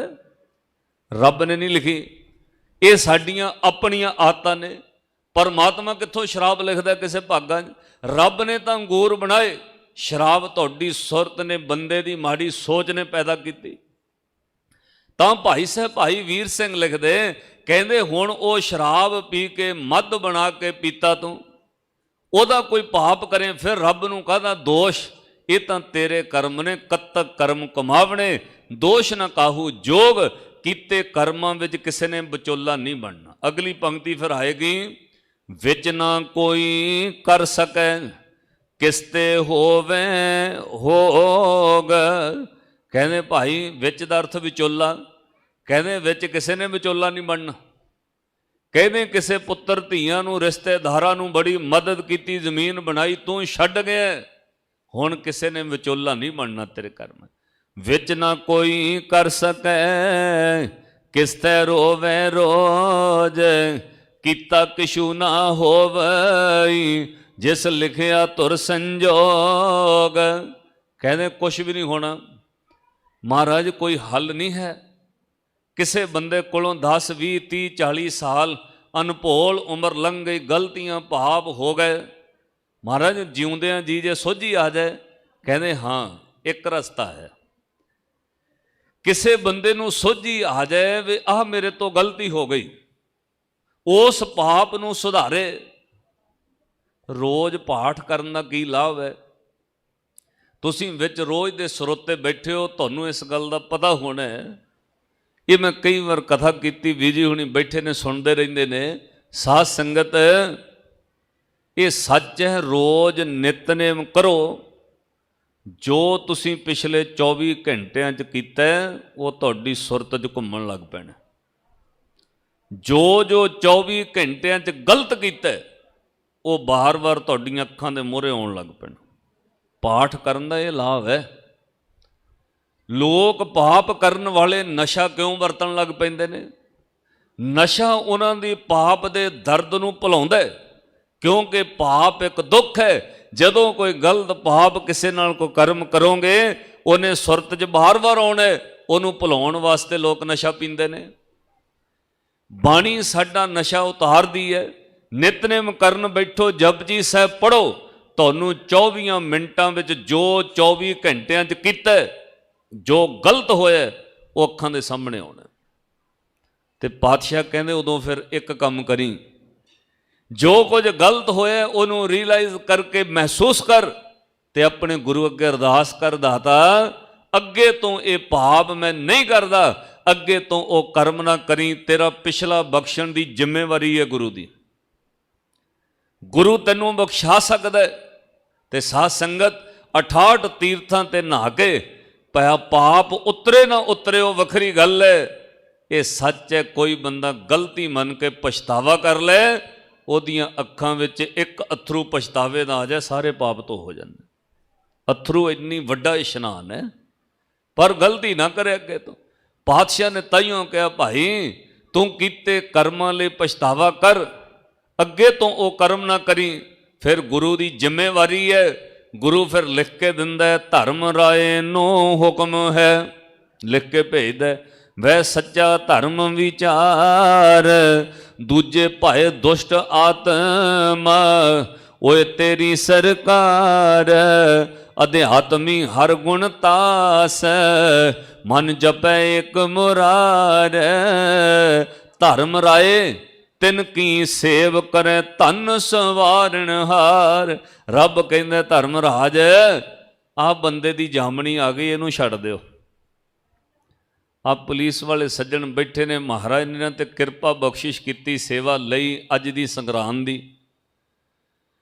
ਸਾਧ ਸੰਗਤ ਇਹਨਾਂ ਦੇ ਤਜਰਬੇ ਵਿੱਚ, ਕੰਮ ਵਿੱਚ, ਕੋਈ ਕਿੱਡਾ ਵੱਡਾ ਚੋਰ ਹੋਵੇ, ਉਹਦੀ ਕੋਈ ਬੰਦਾ ਆ ਕੇ ਜਾਮਣੀ ਭਰਦਾ ਤਾਂ ਪੁਲਿਸ ਵਾਲਿਆਂ ਨੂੰ ਛੱਡਣਾ ਪੈਂਦਾ। ਜਦੋਂ ਕਿਸੇ ਵੱਡੇ ਕ੍ਰਾਈਮ ਕਰਨ ਵਾਲੇ ਬੰਦੇ ਦੀ ਜ਼ਮਾਨਤ ਹੁੰਦੀ ਹੈ, ਤੁਸੀਂ ਵੇਖੋ ਜੱਜ ਜ਼ਮਾਨਤ ਲੈਂਦਾ, ਉਹ ਜ਼ਮਾਨਤ ਵਿੱਚ ਵੀ ਕਹਿੰਦਾ ਕੋਈ ਜ਼ਮੀਨ ਵਾਲਾ ਬੰਦਾ ਲਿਆ, 1 ਕਿੱਲੇ ਦੀ ਫਰਦ ਲੱਗਣੀ, ਉਹ ਜ਼ਮੀਨ ਦੀ ਜ਼ਮਾਨਤ ਰੱਖਦਾ। ਫਿਰ ਉਹ ਬੰਦੇ ਨੂੰ ਕਹਿੰਦਾ ਕੇਸ ਚੱਲਣਾ ਅਜੇ, ਤੈਨੂੰ ਜ਼ਮਾਨਤ ਤੇ ਛੱਡ ਦਿੱਤਾ। ਕਿਸੇ ਦੀ ਜ਼ਮਾਨਤ ਉੱਤੇ ਦੁਨੀਆ ਦੇ ਕ੍ਰਾਈਮ ਤੋਂ ਬੰਦਾ ਛੁੱਟਦਾ, ਉਹਨੂੰ ਜੇਲ੍ਹ ਚੋਂ ਕੱਢਿਆ ਜਾ ਸਕਦਾ। ਇਹ ਵੀ ਸੱਚ ਹੈ। ਸਾਧ ਸੰਗਤ, ਸੰਗਤ ਵਿੱਚ ਆਏ ਹੋ, ਜਿੱਦਣ ਕਿਸੇ ਜਪਣ ਵਾਲੇ ਦੀ ਗੁਰੂ ਦੀ ਜਾਮਣੀ ਪੈ ਜਾਏ, ਉਦਣ ਪਾਪਾਂ ਦੀ ਜੇਲ੍ਹ ਚੋਂ ਵੀ ਰੱਬ ਛੱਡ ਦਿੰਦਾ, ਜਾ ਵੀ ਮੁਕਤ ਤੂੰ। ਪਰ ਜਾਮਣੀ ਪੈ ਜਾਏ, ਕੋਈ ਜਾਮਣੀ ਦੇਣ ਵਾਲਾ ਹੋਵੇ। ਡਿਫਾਲਟਰ ਬੰਦੇ ਦੀ ਜਾਮਣੀ ਨਹੀਂ ਚੱਲਦੀ, ਇਹ ਵੀ ਤੁਹਾਨੂੰ ਪਤਾ ਹੈ। ਜਿਹੜਾ ਬੰਦਾ ਖੁਦ ਡਿਫਾਲਟਰ ਹੈ, ਆਮ ਬੰਦੇ ਦੀ ਜਾਮਣੀ ਨਹੀਂ, ਕਿਸੇ ਜਪਣ ਵਾਲੇ ਦੀ ਚੱਲਦੀ ਹੈ। ਤਾਂ ਪਾਤਸ਼ਾਹ ਨੇ ਬਾਣੀ ਅੰਦਰ ਬਚਨ ਕਹੇ, ਕਹਿੰਦੇ ਵਡਭਾਗੀ ਮੇਰਾ ਪ੍ਰਭ ਮਿਲੈ, ਤਾਂ ਉਤਰੈ ਸਭ ਬਿਯੋਗ, ਅਰਦਾਸ ਕਰ ਨਾਨਕ ਕੋ ਪ੍ਰਭ ਰਾਖ ਲੈ, ਮੇਰੇ ਸਾਹਿਬ ਬੰਦੀ ਮੋਚ। ਮਹਾਰਾਜ ਕਿਵੇਂ ਬਚਣਾ? ਕਹਿੰਦੇ ਕਤਕ ਹੋਵੇ ਸਾਧ ਸੰਗ, ਬਿਨ ਸੇ ਸਭੈ ਸੋਚ। ਭਾਈ ਕਤਕ ਚੜਿਆ, ਓਏ ਸਤ ਸੰਗਤ ਕਰਿਆ ਕਰ, ਜਪਣ ਵਾਲਿਆਂ ਦੀ ਸੰਗਤ ਵਿੱਚ ਜਾ। ਜਿੱਦਣ ਉਹਨੀ ਜਾਮਣੀ ਪਾਤੀ, ਤੂੰ ਹਾਰੇਂਗਾ ਨਹੀਂ, ਜਿੱਤ ਜਾਏਗਾ। ਜਿੱਦਣ ਜਾਮਣੀ ਪੈ ਗਈ, ਉਦਣ ਤੇਰੇ ਪਾਪ ਕੱਟੇ ਜਾ ਸਕਦੇ ਨੇ। ਪਰ ਜਾਮਣੀ ਪੈ ਜਾਏ, ਜਿੱਥੋਂ ਕਾਰ ਸੇਵਾ ਆਰੰਭ ਹੋਈ ਨਾ, ਸ਼੍ਰੀਮਾਨ ਸੰਤ ਬਾਬਾ ਗੁਰਮੁਖ ਸਿੰਘ ਜੀ ਕਾਰ ਸੇਵਾ ਵਾਲੇ, ਉਹਨਾਂ ਨੂੰ ਨਨਕਾਣਾ ਸਾਹਿਬ ਵਾਲੇ ਕਹਿੰਦੇ ਸਨ। ਉਧਰੋਂ ਪਾਕਿਸਤਾਨ ਤੋਂ ਪਹਿਲਾਂ ਅੰਮ੍ਰਿਤਸਰ ਸਾਹਿਬ ਆਏ, ਕਾਰ ਸੇਵਾ ਸ਼ੁਰੂ ਕੀਤੀ। ਸ੍ਰੀ ਦਰਬਾਰ ਸਾਹਿਬ ਦੀ ਪਰਿਕਰਮਾ ਉਹਨਾਂ ਨੇ ਪੱਕੀ ਕਰਵਾਈ। ਤੇ ਸਾਧ ਸੰਗਤ ਉਹਨਾਂ ਕੋਲ ਨਾ ਇੱਕ ਨਗਰ ਦੀ ਪੰਚਾਇਤ ਚਲੀ ਗਈ। ਅੱਜ ਵੀ ਤੁਸੀਂ ਅੰਮ੍ਰਿਤਸਰ ਸਾਹਿਬ ਜਦੋਂ ਜਾਓ, ਵਿਆਸਾ ਲੰਘਦਿਆਂ ਸਾਰ ਖੱਬੇ ਪਾਸੇ ਦਰਿਆ ਦੇ ਕੰਢੇ ਇੱਕ ਪਿੰਡ ਹੈ, ਉਹ ਤੁਹਾਨੂੰ ਕੋਠੀਆਂ ਹੀ ਕੋਠੀਆਂ ਨਜ਼ਰ ਆਉਣਗੀਆਂ। ਉਹ ਪਿੰਡ ਦਾ ਨਾਮ ਹੈ ਢਾਲੀਵਾਲ। ਉਹਨੂੰ ਬੇਟ ਕਹਿੰਦੇ ਅੱਜ ਵੀ, ਕਿਉਂਕਿ ਦਰਿਆ ਦੇ ਨਾਲ ਹੈ। ਜਿਹੜਾ ਇਲਾਕਾ ਦਰਿਆ ਨਾਲ ਹੋਵੇ ਉਹਨੂੰ ਬੇਟ ਦਾ ਇਲਾਕਾ ਕਹਿਣ ਲੱਗ ਪੈਂਦੇ। ਢਾਲੀਵਾਲ ਬੇਟ ਦਾ ਐਸਾ ਕੋਈ ਘਰ ਨਹੀਂ ਜਿਹੜੇ ਘਰ 'ਚੋਂ ਕੋਈ ਇੱਕ ਜਾਂ ਦੋ ਬੰਦੇ ਬਾਹਰ ਨਾ ਹੋਣ। ਪਰਿਵਾਰਾਂ ਦੇ ਪਰਿਵਾਰ ਅਮਰੀਕਾ, ਕੈਨੇਡਾ, ਇੰਗਲੈਂਡ, ਨਿਊਜ਼ੀਲੈਂਡ ਬੈਠੇ ਨੇ। ਉਹ ਜਿਹੜਾ ਪਿੰਡ ਹੈ ਉਹ ਬਿਲਕੁਲ ਛੋਟਾ ਜਿਹਾ। ਤਾਂ ਸਾਧ ਸੰਗਤ ਉਦੋਂ ਦਰਿਆ ਦੇ ਕੰਢੇ ਸੀ। ਕਹਿੰਦੇ ਦਰਿਆ ਨੇ ਜਦੋਂ ਵੀ ਬਰਸਾਤ ਆਉਣੀ ਢਾਹ ਲਾ ਲੈਣੀ ਪਿੰਡ ਵੱਲੋਂ, ਜ਼ਮੀਨ ਖਾ ਜਾਣੀ, ਕਈ ਵਾਰ ਘਰਾਂ ਦਾ ਨੁਕਸਾਨ ਹੋਣਾ, ਹਰ ਸਾਲ ਹੜ੍ਹ ਆ ਜਾਣਾ। ਇੱਕ ਅੱਧਾ ਕੋਈ ਸਾਲ ਭਾਗਾਂ ਵਾਲਾ ਲੰਘਣਾ, ਉਹ ਜਦੋਂ ਬਰਸਾਤ ਲੰਘਣੀ ਸਿਆਲਾਂ ਨੂੰ ਢਾਹ ਲਾ ਲੈਣੀ। ਇੱਦਾਂ ਸਾਧ ਸੰਗਤ ਤੋਂ ਪਿੰਡ ਉੱਜੜਦਾ ਰਹਿੰਦਾ ਸੀ। ਪਿੰਡ ਦੀ ਪੰਚਾਇਤ ਇਕੱਠੀ ਹੋਈ, ਸੰਤ ਬਾਬਾ ਗੁਰਮੁਖ ਸਿੰਘ ਜੀ ਕਾਰ ਸੇਵਾ ਵਾਲਿਆਂ ਕੋਲ ਚਲੇ ਗਏ। ਤੇ ਜਦੋਂ ਗਏ ਨਾ ਉੱਥੇ ਦਰਬਾਰ ਸਾਹਿਬ, ਪਰਿਕਰਮਾ ਪੱਕੀ ਕਰਵਾ ਰਹੇ ਸਨ, ਮਹਾਂਪੁਰਸ਼ਾਂ ਨੂੰ ਨਮਸਕਾਰ ਕੀਤੀ। ਕਹਿੰਦੇ ਜੀ ਢਾਲੀਵਾਲ ਬੇਟ ਤੋਂ ਪੰਚਾਇਤ ਆਈ ਹੈ। ਕਹਿੰਦੇ ਦੱਸੋ ਭਾਈ, ਹੁਕਮ ਲਾਓ। ਸੰਤ ਦਾ ਸੁਭਾਅ ਹੈ, ਉਹਦੇ ਕੋਲ ਕਿੰਨਾ ਵੀ ਕਪਟੀ ਬੰਦਾ ਚਲਾ ਜਾਏ, ਸੰਤ ਸਾਰਿਆਂ ਵਿੱਚੋਂ ਰੱਬ ਨੂੰ ਵੇਖਦਾ। ਹੱਥ ਜੋੜ ਕੇ ਕਹਿੰਦੇ ਜੀ ਹੁਕਮ ਲਾਓ। ਤਾਂ ਉਹ ਜਿਹੜੇ ਪੰਚਾਇਤ ਵਾਲੇ ਕਹਿੰਦੇ ਬਾਬਾ ਜੀ ਬੇਨਤੀ ਕਰਨ ਆਏ ਆ। ਕਹਿੰਦੇ ਦੱਸੋ ਭਾਈ। ਕਹਿੰਦੇ ਜੀ ਸਾਡੇ ਪਿੰਡ ਨੂੰ ਢਾਹ ਲੱਗ ਜਾਂਦੀ ਹਰੇਕ ਸਾਲ ਦਰਿਆ ਦੀ, ਪਿੰਡ ਉੱਜੜ ਜਾਂਦਾ, ਫਸਲਾਂ ਮਰ ਜਾਂਦੀਆਂ ਨੇ, ਅਸੀਂ ਬਣਾਉਂਦੇ ਰਹਿੰਦੇ ਹਾਂ, ਫਸਲ ਜ਼ਮੀਨ ਉੱਜੜ ਜਾਂਦੀ ਹੈ। ਕਹਿੰਦੇ ਫਿਰ ਤੁਸੀਂ ਕੀ ਚਾਹੁੰਦੇ ਹੋ? ਕਹਿੰਦੇ ਬਾਬਾ ਜੀ ਬੰਨ੍ਹ ਲਾ ਦਿਓ ਪੱਕਾ, ਸਾਡੇ ਪਿੰਡ ਹੜ੍ਹ ਨਾ ਆਵੇ। ਤਾਂ ਸੰਤ ਬਾਬਾ ਗੁਰਮੁਖ ਸਿੰਘ ਜੀ ਬੋਲੇ, ਥੋੜ੍ਹੇ ਮਿੰਟ ਚੁੱਪ ਰਹੇ। ਤਾਂ ਫਿਰ ਪਰਿਕਰਮਾ ਵਿੱਚ ਬੈਠੇ ਬੈਠੇ ਜਿੱਥੇ ਬਾਬਾ ਬੁੱਢਾ ਸਾਹਿਬ ਦੀ ਵੇਰ ਹੈ, ਪੰਚਾਇਤ ਵੀ ਤੇ ਸੰਗਤ ਵੀ ਬੈਠੀ। ਤਾਂ ਬਾਬਾ ਜੀ ਬੋਲੇ, ਕਹਿੰਦੇ ਅਰੇ ਭਾਈ तुम्हारे इलाके में भी एक संत है, उनके पास जाओ। हिंदी बोलते सी विच, पाकिस्तान तो आए सी। कहते भाई तुम्हारे इलाके में भी एक संत है, उनके पास जाओ। क्योंकि ਜਿਹੜੇ ਸੰਤ ਹੁੰਦੇ ਸਾਧ ਸੰਗਤ, ਸੰਤ ਨੂੰ ਸੰਤ ਦਾ ਪਤਾ ਹੁੰਦਾ ਕਿਹੜੇ ਇਲਾਕੇ ਵਿੱਚ ਸੰਤ ਬੈਠੇ। ਐ ਨਹੀਂ ਵੀ ਅੱਜ ਦਾ ਕੰਮ ਨਹੀਂ ਹੈ ਕਿ ਮੋਬਾਈਲਾਂ ਉੱਤੇ ਨੈਟਵਰਕ ਹੈ ਨਾ, ਉਹਨਾਂ ਦੀ ਸੁਰਤੀ ਦਾ ਨੈਟਵਰਕ ਇੰਨਾ ਵੱਡਾ ਹੈ। ਉਹ ਵੇਖ ਲੈਂਦੇ ਸੀ ਕਿਹੜਾ ਸਾਧੂ ਕਿੱਥੇ ਬੈਠਾ। ਜਿਵੇਂ ਇੱਕ ਅਫਸਰ ਨੂੰ ਪਤਾ ਹੈ ਕਿ ਕਿਹੜੇ ਥਾਣੇ ਵਿੱਚ ਕਿਹੜਾ SHO ਲੱਗਾ ਹੋਇਆ, DC ਨੂੰ ਪਤਾ ਹੁੰਦਾ, ਉਹਦੇ ਕੋਲ ਲਿਸਟ ਹੈ। ਇੱਦਾਂ ਸਾਧੂਆਂ ਕੋਲ ਰੱਬ ਦੀ ਸੁਰਤੀ ਦੀ ਲਿਸਟ ਹੈ, ਉਹਨੂੰ ਪਤਾ ਕਿਹੜਾ ਸੰਤ। ਕਹਿੰਦੇ ਤੁਹਾਡੇ ਇਲਾਕੇ ਵਿੱਚ ਸੰਤ ਹੈ ਭਾਈ, ਉਹਨਾਂ ਕੋਲ ਜਾਓ। ਕਹਿੰਦੇ ਮਹਾਰਾਜ 7 ਵਚਨ ਨਾਮ ਤਾਂ ਦੱਸ ਦਿਓ ਕਿਹੜੇ ਸੰਤ ਹੈ, ਕਿਹਨਾਂ ਕੋਲ ਜਾਈਏ। ਸਾਧ ਸੰਗਤ ਤੇ ਸਾਧੂ ਦੀ ਸੁਰਤੀ ਵਿੱਚ ਇਸ ਤਰ੍ਹਾਂ ਹੁੰਦਾ, ਉਹ ਵੇਖ ਲੈਂਦਾ ਕਿਹੜਾ ਸੰਤ ਹੈ, ਕੀ ਹੈ, ਸਭ ਕੁਝ। ਕਦੇ ਤੁਸੀਂ ਲੁਧਿਆਣਾ ਟੱਪੋਂ ਫਲੋਰ ਇੱਧਰ ਖੱਬੇ ਪਾਸੇ ਨਾ ਇੱਕ ਮਈਆ ਦਾ ਬਣਿਆ ਹੋਇਆ ਡੇਰਾ, ਉਹ ਮਸਤਾਨੀ ਮਈਆ ਜਿਹਦੇ ਨਾਮ ਉੱਤੇ ਮੰਦਰ ਬਣਾਇਆ। ਹੁਣ ਉੱਥੇ ਕਲਾਕਾਰ ਨੱਚਦੇ ਰਹਿੰਦੇ ਆ ਕਿ ਵਿੱਚ ਦੀਆਂ ਕਹਾਣੀਆਂ ਲੋਕਾਂ ਨੂੰ ਸਮਝ ਨਹੀਂ। ਉਹ ਮਾਈ ਪਹੁੰਚੀ ਹੋਈ ਸੰਤ ਸੀ। ਤੇ ਸਾਧ ਸੰਗਤ ਉਹ ਕੱਪੜਾ ਨਹੀਂ ਸੀ ਪਾਉਂਦੀ, ਕੁਦਰਤ ਨੇ ਆਪਣੇ ਆਪ ਉਹਦਾ ਨੰਗੇਜ਼ ਢੱਕਿਆ ਹੋਇਆ ਸੀ। ਜਿਨ੍ਹਾਂ ਬਜ਼ੁਰਗਾਂ ਨੇ ਉਹ ਮਾਤਾ ਦੇ ਦਰਸ਼ਨ ਕੀਤੇ, ਬਜ਼ੁਰਗ ਮਾਈ ਦੇ, ਬੜੀ ਅਲਮਸਤ ਮਾਈ ਸੀ, ਪੁੱਜੀ ਹੋਈ ਸੀ। ਕੁਦਰਤ ਨੇ ਆਪਣੇ ਆਪ ਉਹਦਾ ਨੰਗੇਜ਼ ਢੱਕਿਆ ਸੀ। ਤਾਂ ਸਾਧ ਸੰਗਤ ਉਹਨੂੰ ਪਤਾ ਲੱਗ ਜਾਂਦੀ ਕਿਹੜਾ ਸੰਤ ਹੈ। ਜਦੋਂ ਰੁੜਕੇ ਦਾ ਉੱਥੋਂ ਮਸਤ ਆਉਣਾ ਨਾ, ਉਹ ਚਿੰਤਾ ਬਾਬਾ ਨੂੰ ਕਹਿੰਦੇ ਸੀ, ਤਾਂ ਉਹ ਮਾਈ ਨੇ ਦੂਰੋਂ ਦੱਸ ਦੇਣਾ, ਕਹਿਣਾ ਬਈ ਸੰਤ ਆ ਰਿਹਾ, ਖੁਦਾ ਦਾ ਮਰਦ ਆ ਰਿਹਾ।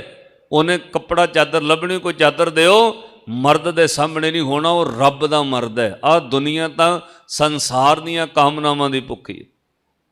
ਸਾਧ ਸੰਗਤ ਉਹਨੂੰ ਰੱਬ ਦਾ, ਉਹ ਇੱਕੋ ਕਹਿੰਦੀ ਸੀ ਕੋਈ ਸੰਤ ਹੈ ਇਸ ਇਲਾਕੇ ਵਿੱਚ। ਉਹ ਕਹਿੰਦੀ ਉਹ ਆ ਬਾਬਾ ਜਿਹੜਾ ਚਿੰਤਾ ਬੈਠ, ਬਾਕੀ ਕੋਈ ਸਭ ਭੇਖਧਾਰੀ ਹੈ। ਸੰਤ ਨੂੰ ਪਤਾ ਹੁੰਦਾ ਕਿਹੜਾ ਸੰਤ ਹੈ। ਜਦੋਂ ਬਾਬਾ ਗੁਰਮੁਖ ਸਿੰਘ ਜੀ ਕਹਿੰਦੇ ਅਰੇ ਭਾਈ ਤੁਹਾਡੇ ਇਲਾਕੇ ਵਿੱਚ ਸੰਤ ਹੈ, ਢਾਲੀਵਾਲ ਵਾਲੇ ਉੱਥੇ ਜਾਓ, ਪੰਚਾਇਤ ਨੂੰ ਕਹਿੰਦੇ। ਕਹਿੰਦੇ ਜੀ ਕੌਣ? ਕਹਿੰਦੇ ਹਰਖੋਵਾਲ ਇੱਕ ਸੰਤ ਹੈ ਬਾਬਾ ਜਵਾਲਾ ਸਿੰਘ, ਉਨਕੇ ਪਾਸ ਜਾਓ। ਉਹ ਕਹਿੰਦੇ ਜੀ ਜਾ ਆਉਂਦੇ। ਉਹ ਹਰਖੋਵਾਲ ਪਹੁੰਚ ਗਏ। ਬਾਬਾ ਜਵਾਲਾ ਸਿੰਘ ਜੀ ਨੂੰ ਕਹਿੰਦੇ ਜੀ ਸਾਨੂੰ ਸੰਤ ਗੁਰਮੁਖ ਸਿੰਘ ਜੀ ਕਾਰ ਸੇਵਾ ਵਾਲਿਆਂ ਨੇ ਭੇਜਿਆ, ਸਾਡਾ ਪਿੰਡ ਢਾਲੀਵਾਲ ਵੇਟ ਹੈ, ਹਰ ਸਾਲ ਹੜ੍ਹ ਆ ਜਾਂਦਾ ਹੈ, ਕਿਰਪਾ ਕਰੋ, ਅਰਦਾਸ ਕਰੋ, ਬੰਨ੍ਹ ਲਾ ਦਿਓ, ਸਾਡੇ ਪਿੰਡ ਕਦੇ ਪਾਣੀ ਹੜ੍ਹ ਨਾ ਆਵੇ। ਬਾਬਾ ਜਵਾਲਾ ਸਿੰਘ ਜੀ ਅੱਗੋਂ ਕਹਿੰਦੇ ਪੰਚਾਇਤ ਆਈ ਹੈ ਭਾਈ, ਕਿੰਨੇ ਸਾਲਾਂ ਵਾਸਤੇ ਬੰਨ੍ਹ ਲਾਉਣਾ ਦੱਸੋ। 5 ਸਾਲ 10 ਸਾਲ 15 ਸਾਲ 20 ਸਾਲ, ਦੱਸੋ ਕਿੰਨੇ ਸਾਲਾਂ ਦਾ ਬੰਨ ਲਾ ਦਈਏ, ਤੁਹਾਡੇ ਪਿੰਡ ਹੜ੍ਹ ਨਾ ਆਵੇ। ਤਾਂ ਪੰਚਾਇਤ ਵਾਲੇ ਸਿਆਣੇ ਸੀ, ਉਹ ਹੱਥ ਜੋੜ ਕੇ ਕਹਿੰਦੇ ਬਾਬਾ ਜੀ ਪੱਕਾ ਹੀ ਲਾ ਦਿਓ। ਤਾਂ ਬਾਬਾ ਜੀ ਕਹਿੰਦੇ ਪੱਕਾ ਨਹੀਂ ਲਾ ਸਕਦੇ। ਕਹਿੰਦੇ ਜੀ ਕਿਉਂ? ਕਹਿੰਦੇ ਭਾਈ ਪੱਕਾ ਲਾਉਣ ਦੀ ਸਾਡੇ ਵਿੱਚ ਪਾਵਰ ਨਹੀਂ ਹੈ, ਅਸੀਂ 15-20 ਸਾਲ ਤੱਕ ਤੁਹਾਡੇ ਬੰਨ ਲਾ ਸਕਦੇ, 20 ਸਾਲ ਪਿੰਡ 'ਚ ਪਾਣੀ ਨਹੀਂ ਵੜੇਗਾ। ਕਹਿੰਦੇ ਪੱਕਾ ਬੰਨ ਲਾਉਣ ਦੀ ਪਾਵਰ ਨਹੀਂ। ਕਹਿੰਦੇ ਜਿਹਨੇ ਸਾਡੇ ਕੋਲ ਤੁਹਾਨੂੰ ਭੇਜਿਆ ਉਹ ਕਾਰ ਸੇਵਾ ਵਾਲੇ ਸੰਤ ਬਾਬਾ ਗੁਰਮੁਖ ਸਿੰਘ ਜੀ, ਉਹਨਾਂ ਕੋਲ ਹੀ ਪਾਵਰ ਹੈ, ਉਹ ਪੱਕਾ ਲਾ ਸਕਦੇ। ਜੇ ਪੱਕਾ ਹੀ ਬੰਨ ਲਵਾਉਣਾ ਫਿਰ ਉੱਥੇ ਹੀ ਜਾਓ। ਫਿਰ ਉਹ ਦੁਆਰਾ ਅੰਮ੍ਰਿਤਸਰ ਆਏ ਦਰਬਾਰ ਸਾਹਿਬ, ਬਾਬਾ ਜੀ ਨੂੰ ਪਰਿਕਰਮਾ ਕਹਿੰਦੇ ਜੀ ਗਏ ਸੀ ਬਾਬਾ ਜਵਾਲਾ ਸਿੰਘ ਜੀ ਕੋਲ, ਕਹਿੰਦੇ ਉਹਨਾਂ ਨੇ ਕਹਿ ਦਿੱਤਾ ਜੇ ਬੰਨ ਪੱਕਾ ਲਵਾਉਣਾ ਉਹਨਾਂ ਕੋਲ ਜਾਓ, ਸਾਡੇ ਕੋਲ ਤਾਂ 20 ਸਾਲਾਂ ਦੀ ਪਾਵਰ ਹੈ, ਬੰਨ ਲਾ ਸਕਨੇ ਆ। ਤੇ ਬਾਬਾ ਗੁਰਮੁਖ ਸਿੰਘ ਜੀ ਨੇ ਪਤਾ ਕੀ ਕਿਹਾ? ਕਹਿੰਦੇ ਜਾਓ ਬਾਬਾ ਜਵਾਲਾ ਸਿੰਘ ਜੀ ਕੋਲ, ਪੰਚਾਇਤ ਵਾਲਿਓ, ਬਾਬੇ ਜਵਾਲਾ ਸੂ ਨੂੰ ਕਹੋ ਕਿ ਉਹ ਤੁਹਾਡੇ ਪਿੰਡ ਦਾ ਦਰਿਆ ਦਾ ਬੰਨ ਲਾਉਣ, ਇੱਟ ਰੱਖਣ, ਉਹਨਾਂ ਨੂੰ ਕਹਿ ਦਿਓ ਜਾਮਣੀ ਸਾਡੀ ਪਾ ਦਿਓ, ਬੰਨ ਪੱਕਾ ਲੱਗ ਜਾਊਗਾ। ਤੇ ਸਾਧ ਸੰਗਤ ਪੰਚਾਇਤ ਫਿਰ ਹਰਖੋਵਾਲ ਆਈ, ਸੰਤ ਬਾਬਾ ਜਵਾਲਾ ਸਿੰਘ ਜੀ ਨੂੰ ਬੇਨਤੀ ਕੀਤੀ। ਉਹਨਾਂ ਕਿਹਾ ਚਲੋ ਭਾਈ, ਉਹ ਆਏ ਆਪਣੇ ਸੇਵਕਾਂ ਗੁਰਮੁਖਾਂ ਨੂੰ ਨਾਲ ਲੈ ਕੇ, 3 ਦਿਨ ਸ਼੍ਰੀ ਅਖੰਡ ਪਾਠ ਸਾਹਿਬ ਬੰਨ ਤੇ ਹੋਇਆ ਦਰਿਆ ਤੇ। ਤੀਜੇ ਦਿਨ ਮਹਾਂਪੁਰਸ਼ਾਂ 5 ਇੱਟਾਂ ਰੱਖ ਕੇ ਕਿਹਾ ਮਿੱਟੀ ਪਾਓ, ਬੰਨ ਲਾਇਆ ਤੇ ਜਾਮਣੀ ਬਾਬਾ ਗੁਰਮੁਖ ਸਿੰਘ ਕਾਰ ਸੇਵਾ ਵਾਲਿਆਂ ਦੀ ਪਾਈ। ਅੱਜ ਤੱਕ ਸਾਧ ਸੰਗਤ ਉਸ ਪਿੰਡ ਵਿੱਚ ਪਾਣੀ ਨਹੀਂ ਵੜਿਆ। ਇਹ ਤੁਸੀਂ ਹੈਰਾਨ ਹੋਵੋਗੇ, ਜਾ ਕੇ ਬੇਸ਼ੱਕ ਪੁੱਛ ਲਿਓ। 1988 ਵਿੱਚ ਪੂਰੇ ਪੰਜਾਬ ਵਿੱਚ ਹੜ੍ਹ ਆਏ, ਜਦੋਂ ਸਾਧ ਸੰਗਤ ਪੂਰਾ ਪੰਜਾਬ ਪਾਣੀ ਨਾਲ ਸਰਕਾਰਾਂ ਨੇ ਭਰਤਾ ਜਾਣ ਬੁੱਝ ਕੇ। 88 ਵਿੱਚ ਪੂਰੇ ਪੰਜਾਬ 'ਚ ਹੜ੍ਹ ਆਇਆ, ਹਰ ਪਿੰਡ ਵਿੱਚ ਪਾਣੀ ਵੜਿਆ, ਪਰ ਬਿਆਸਾ ਦੇ ਕੰਢੇ ਵਸੇ ਪਿੰਡ ਢਾਲੀਵਾਲ ਬੇਟ ਵਿੱਚ ਪਾਣੀ ਨਹੀਂ ਵੜਿਆ, ਦਰਿਆ ਦੇ ਕੰਢੇ ਪਿੰਡ ਹੈ। ਸੰਤ ਦੀ ਜਾਮਣੀ ਲੋਕ ਵਿੱਚ ਵੀ ਚੱਲਦੀ ਹੈ, ਦਰਗਾਹ ਤੱਕ ਚੱਲਦੀ ਹੈ। ਸੰਤ ਨੂੰ ਪਤਾ ਹੈ ਕੌਣ ਸੰਤ ਹੈ। ਬਾਬਾ ਜਵਾਲਾ ਸਿੰਘ ਜੀ ਆਪਣੀ ਗੱਡੀ ਵਿੱਚ ਜਾ ਰਹੇ ਸੀ ਪਟਿਆਲੇ ਵਾਲੇ ਰਾਜਿਆਂ ਨੂੰ ਮਿਲਣ ਵਾਸਤੇ। ਉਹ ਗੱਡੀ ਅੱਜ ਦਰਿਆ ਦੇ ਕੰਢੇ, ਇੱਥੇ ਟਿੱਬੀ ਸਾਹਿਬ ਖੜੀ ਹੈ ਰੋਪੜ। ਜਦੋਂ ਸਾਧ ਸੰਗਤ ਜਾ ਰਹੇ ਸੀ ਨਾ, ਰਸਤੇ ਵਿੱਚ 7 ਸਾਲ ਦੀ ਉਮਰ ਹੋਣੀ, ਤਾਂ ਇੱਕ ਬੱਚਾ ਉਹਨਾਂ ਦੀ ਗੱਡੀ ਦੇ ਮੂਹਰੇ ਆ ਗਿਆ। ਡਰਾਈਵਰ ਨੇ ਗੱਡੀ ਰੋਕ ਲਈ, ਮਹਾਂਪੁਰਸ਼ ਪਿੱਛੇ ਬੈਠੇ ਸੀ। ਤਾਂ ਜਦੋਂ ਗੱਡੀ 'ਚ ਬਹਿੰਦੇ ਸਨ, ਉਦੋਂ ਹੀ ਸਿਮਰਨ ਵਿੱਚ ਸੁਰਤ ਜੋੜ ਕੇ ਦੱਸ ਦੇਣਾ ਭਾਈ ਉੱਥੇ ਜਾਣਾ, ਉੱਥੇ ਜਾ ਕੇ ਦੱਸਦੇ ਵੀ ਪਹੁੰਚ ਗਏ। ਤਾਂ ਆਰਾਮ ਨਾਲ ਪਿੱਛੇ ਬੈਠੇ ਇਸ ਤਰ੍ਹਾਂ। ਜਦੋਂ ਗੱਡੀ ਜ਼ੋਰ ਨਾਲ ਰੁਕੀ, ਮਹਾਂਪੁਰਸ਼ਾਂ ਨੇ ਅੱਖਾਂ ਖੋਲੀਆਂ, ਕਹਿੰਦੇ ਧੰਨਾ ਸਿੰਘ ਕੀ ਹੋਇਆ? ਤਾਂ ਉਹ ਕਹਿੰਦਾ ਜੀ ਮਹਾਂਪੁਰਸ਼ੋ ਮਹਾਰਾਜ ਮੋਰੇ ਨਾ ਕੋਈ ਬੱਚਾ ਆ ਗਿਆ ਗੱਡੀ ਦੇ। ਕਹਿੰਦੇ ਅੱਛਾ ਤਾਂ ਰੋਕ ਲਈ? ਤਾਂ ਗੱਡੀ 'ਚ ਬੈਠਿਆ ਸ਼ੀਸ਼ੇ ਵਿੱਚੋਂ ਵੇਖਿਆ ਕਿਹੜਾ ਬੱਚਾ ਹੈ, ਤੇ 7 ਸਾਲ ਦੀ ਉਮਰ ਉਹ ਬੱਚਾ ਜਿਹੜਾ ਗੱਡੀ ਮੋਹਰੇ ਆਇਆ, ਜਿਹਦੇ ਕਰਕੇ ਗੱਡੀ ਰੋਕੀ। ਜਦੋਂ ਸ਼ੀਸ਼ੇ 'ਚੋਂ ਵੇਖਿਆ ਮਹਾਂਪੁਰਸ਼ਾਂ ਨੇ, ਤੇ ਡਰਾਈਵਰ ਨੂੰ ਕਹਿੰਦੇ ਧੰਨਿਆ ਇਹਨੂੰ ਬੱਚਾ ਨਾ ਕਹਿ, ਇਹ ਬੱਚਾ ਨਹੀਂ ਹੈ। ਇਹਨੂੰ ਨਿਆਣਾ ਨਾ ਕਹੇ, ਨਿਆਣਾ ਨਹੀਂ ਹੈ। ਕਹਿੰਦੇ ਮਹਾਰਾਜ ਹੋਰ ਕੌਣ ਹੈ? ਛੋਟਾ ਜਿਹਾ ਬੱਚਾ। ਕਹਿੰਦੇ ਨਾ ਨਾ ਤੈਨੂੰ ਕਿਹਾ ਬੱਚਾ ਨਾ ਕਹੇ। ਗੱਡੀ 'ਚ ਉਤਰ ਆਏ ਤੇ ਉਹ 7 ਸਾਲ ਦੀ ਉਮਰ ਦੇ ਬਾਲਕ ਨੂੰ ਵੇਖ ਕੇ ਬਾਬਾ ਜਵਾਲਾ ਸਿੰਘ ਹੱਥ ਜੋੜ ਕੇ ਕਹਿੰਦੇ ਮਹਾਰਾਜ ਤੁਸੀਂ ਵੀ ਧਰਤੀ ਤੇ ਆਏ ਹੋਏ ਆ? ਤਾਂ ਉਹ ਕਹਿੰਦੇ ਹਾਂਜੀ ਅਸੀਂ ਵੀ ਆਏ। ਉਹੀ ਉਹ 7 ਸਾਲ ਦਾ ਬਾਲਕ ਆ ਬਾਅਦ ਵਿੱਚ ਤੁਹਾਡੇ ਇਲਾਕੇ ਵਿੱਚ ਇੰਨਾ ਮਾਣ ਬਣਿਆ। ਹੰਸਾਲੀ ਵਾਲੇ ਮਹਾਂਪੁਰਸ਼ ਬਾਬਾ ਅਜੀਤ ਸਿੰਘ ਜੀ ਹੰਸਾਲੀ ਵਾਲੇ ਬਾਅਦ ਵਿੱਚ ਕਿੱਡੀ ਵੱਡੀ ਪਾਵਰ ਬਣੇ ਨੇ ਉਹ ਸਾਧ ਸੰਗਤ। ਤਾਂ ਥੋੜੇ ਸਾਲ ਪਹਿਲਾਂ ਸਰੀਰ ਚ ਚਲੇ ਗਏ। ਇਹ ਗੱਲਾਂ ਅੱਜ ਪੰਥ ਵਿੱਚ ਸੁਣਾਓ ਤਾਂ ਸੰਸਾਰ ਦੇ ਲੋਕਾਂ ਦੀ, ਸਿੱਖਾਂ ਦੀ ਤਾਂ ਸੋਚ ਹੀ ਹੁਣ ਹੋਰ ਹੋਈ ਗਈ। ਅਸੀਂ ਇੰਨੇ ਕੱਟੜ ਹੋ ਗਏ, ਕਹਿੰਦੇ ਸੰਤ ਹੁੰਦਾ ਹੀ ਨਹੀਂ ਕੋਈ। ਗੁਰੂ ਗ੍ਰੰਥ ਸਾਹਿਬ ਮਹਾਰਾਜ ਦੀ ਬਾਣੀ ਨੇ ਕਿਹਾ ਸੰਤ ਹੁੰਦਾ ਹੈ। ਹਾਂ ਇਹ ਮੈਂ ਚੀਜ਼ ਕਈ ਵਾਰ ਦਰਬਾਰ ਸਾਹਿਬ ਤੋਂ ਕਹੀ। ਸਾਧ ਸੰਗਤ ਆਰਟੀਫਿਸ਼ਲ ਦੁਨੀਆ ਵਿੱਚ ਗਹਿਣੇ ਬਹੁਤ ਹੁੰਦੇ ਨੇ, ਇਹ 'ਚ ਕੋਈ ਸ਼ੱਕ ਨਹੀਂ। ਇੱਥੇ ਮੇਲਾ ਲਾ ਦਿਓ, ਬਾਹਰ ਦੁਕਾਨਾਂ ਲੱਗ ਜਾਣੀਆਂ, 50-50 ਰੁਪਏ ਦੀਆਂ ਚੈਨੀਆਂ, ਹਾਰ, ਕਾਂਟੇ ਬੁੜੀਆਂ ਖਰੀਦ ਕੇ ਲੈ ਜਾਂਦੀਆਂ ਮਾਈਆਂ। ਆਰਟੀਫਿਸ਼ਲ ਗਹਿਣਾ ਸਸਤਾ ਮਿਲਦਾ ਹੈ, ਆਰਟੀਫਿਸ਼ਲ ਗਹਿਣੇ ਚਮਕਦੇ ਨੇ, ਆਰਟੀਫਿਸ਼ਲ ਪੈਸੇ ਘੱਟ ਵਿੱਚ ਮਿਲ ਜਾਂਦੇ ਨੇ। पर साध संगत तो नकली नकली हुंदे ने। इहदा भाव ये नहीं है कि लोकां कोल सोना खत्म हो गया, असली भी कईयां कोल है। जे 50 रुपए की चैनी मिल जाती तो 50,000 वाली भी किसी ने गल च पाई हुई है। ऐदा नहीं तुसीं कह सकते वे सोना तो है ही नहीं, हुण तां नकली है सब। नहीं, ये हो सकता है दंभ पखंड संसार च होवे, पर असली साधु भी धरती ते मौजूद ने, भगती करन वाले भी धरती ते रहिंदे ने। जिन्हीं सब कुछ आपा वारिया कौम तो वह भी धरती ते मौजूद ने। इसलिए निंदिया नहीं। पातशाह ने कहा पूरा गुर रखियो जाका मंत्र, अमृत दृष्ट पेखे हुए संत। संत की रहत सुनो मेरे भाई, उहाँ की महिमा कथन न जाई। संत रहत सुनो मेरे भाई। कहते भाई साधु की बहुत वड्डी वड्याई है। महाराज किन्नी क वड्डी? कहते जेड़े निंदक नूं कोई नहीं तार सकता, जिन्हों गुरु ग्रंथ साहब की बाणी ने कहा निंदक का दारू न है, जिन्हों निंदक नूं कोई तार नहीं सकता, किते कोई साधु ओदी जामनी पा दे, वड्डे वड्डे निंदक तर जाते हैं। ताइयों महाराज ने बाणी अंदर बचन कहे, पातशाह कहते संत कृपाल कृपा जे करे, नानक संत संग निंदक पीतरे। संत कृपाल कृपा जे करे। एक सज्जन दीवान चले 7 दिन दे, महापुरुष उत्थे आउंदे रहे दीवानां विच, ते पिंडों पिंडों ट्रालियां भर के संगत दी आउंदियां सन। एक नगर विचों सज्जणां दी ड्यूटी लाई सी, भाई तुसीं ट्राली लैके आउणी संगत दी। तो सज्जण गुरमुख प्यारे वो लैके आए। एक बंदे नूं कहंदे भाई तू भी चल। लोग कहंदा मैं तो जा नहीं सकता, मैं तो पैग लाया। कई बंदे रोज़ दे पक्के हुंदे ना पैग वाले, वो कहंदा ना बई ये दसना सी तुसीं दुपहरे दस दे, फिर भावें शायद गल बण जाए। ये तो सूरज डुबदा पैग ला लईदा, पैग लगा होया। वो कहंदे यार तू तो रोज़ ही ला लेना। पैग लगा कोई नहीं, तू अंदर ना जाई मत्था टेकण, जोड़ियां च सेवा कर ला। कहना नहीं ऐदा नहीं जा सकता। कहते नहीं जोड़ियां च रह लई।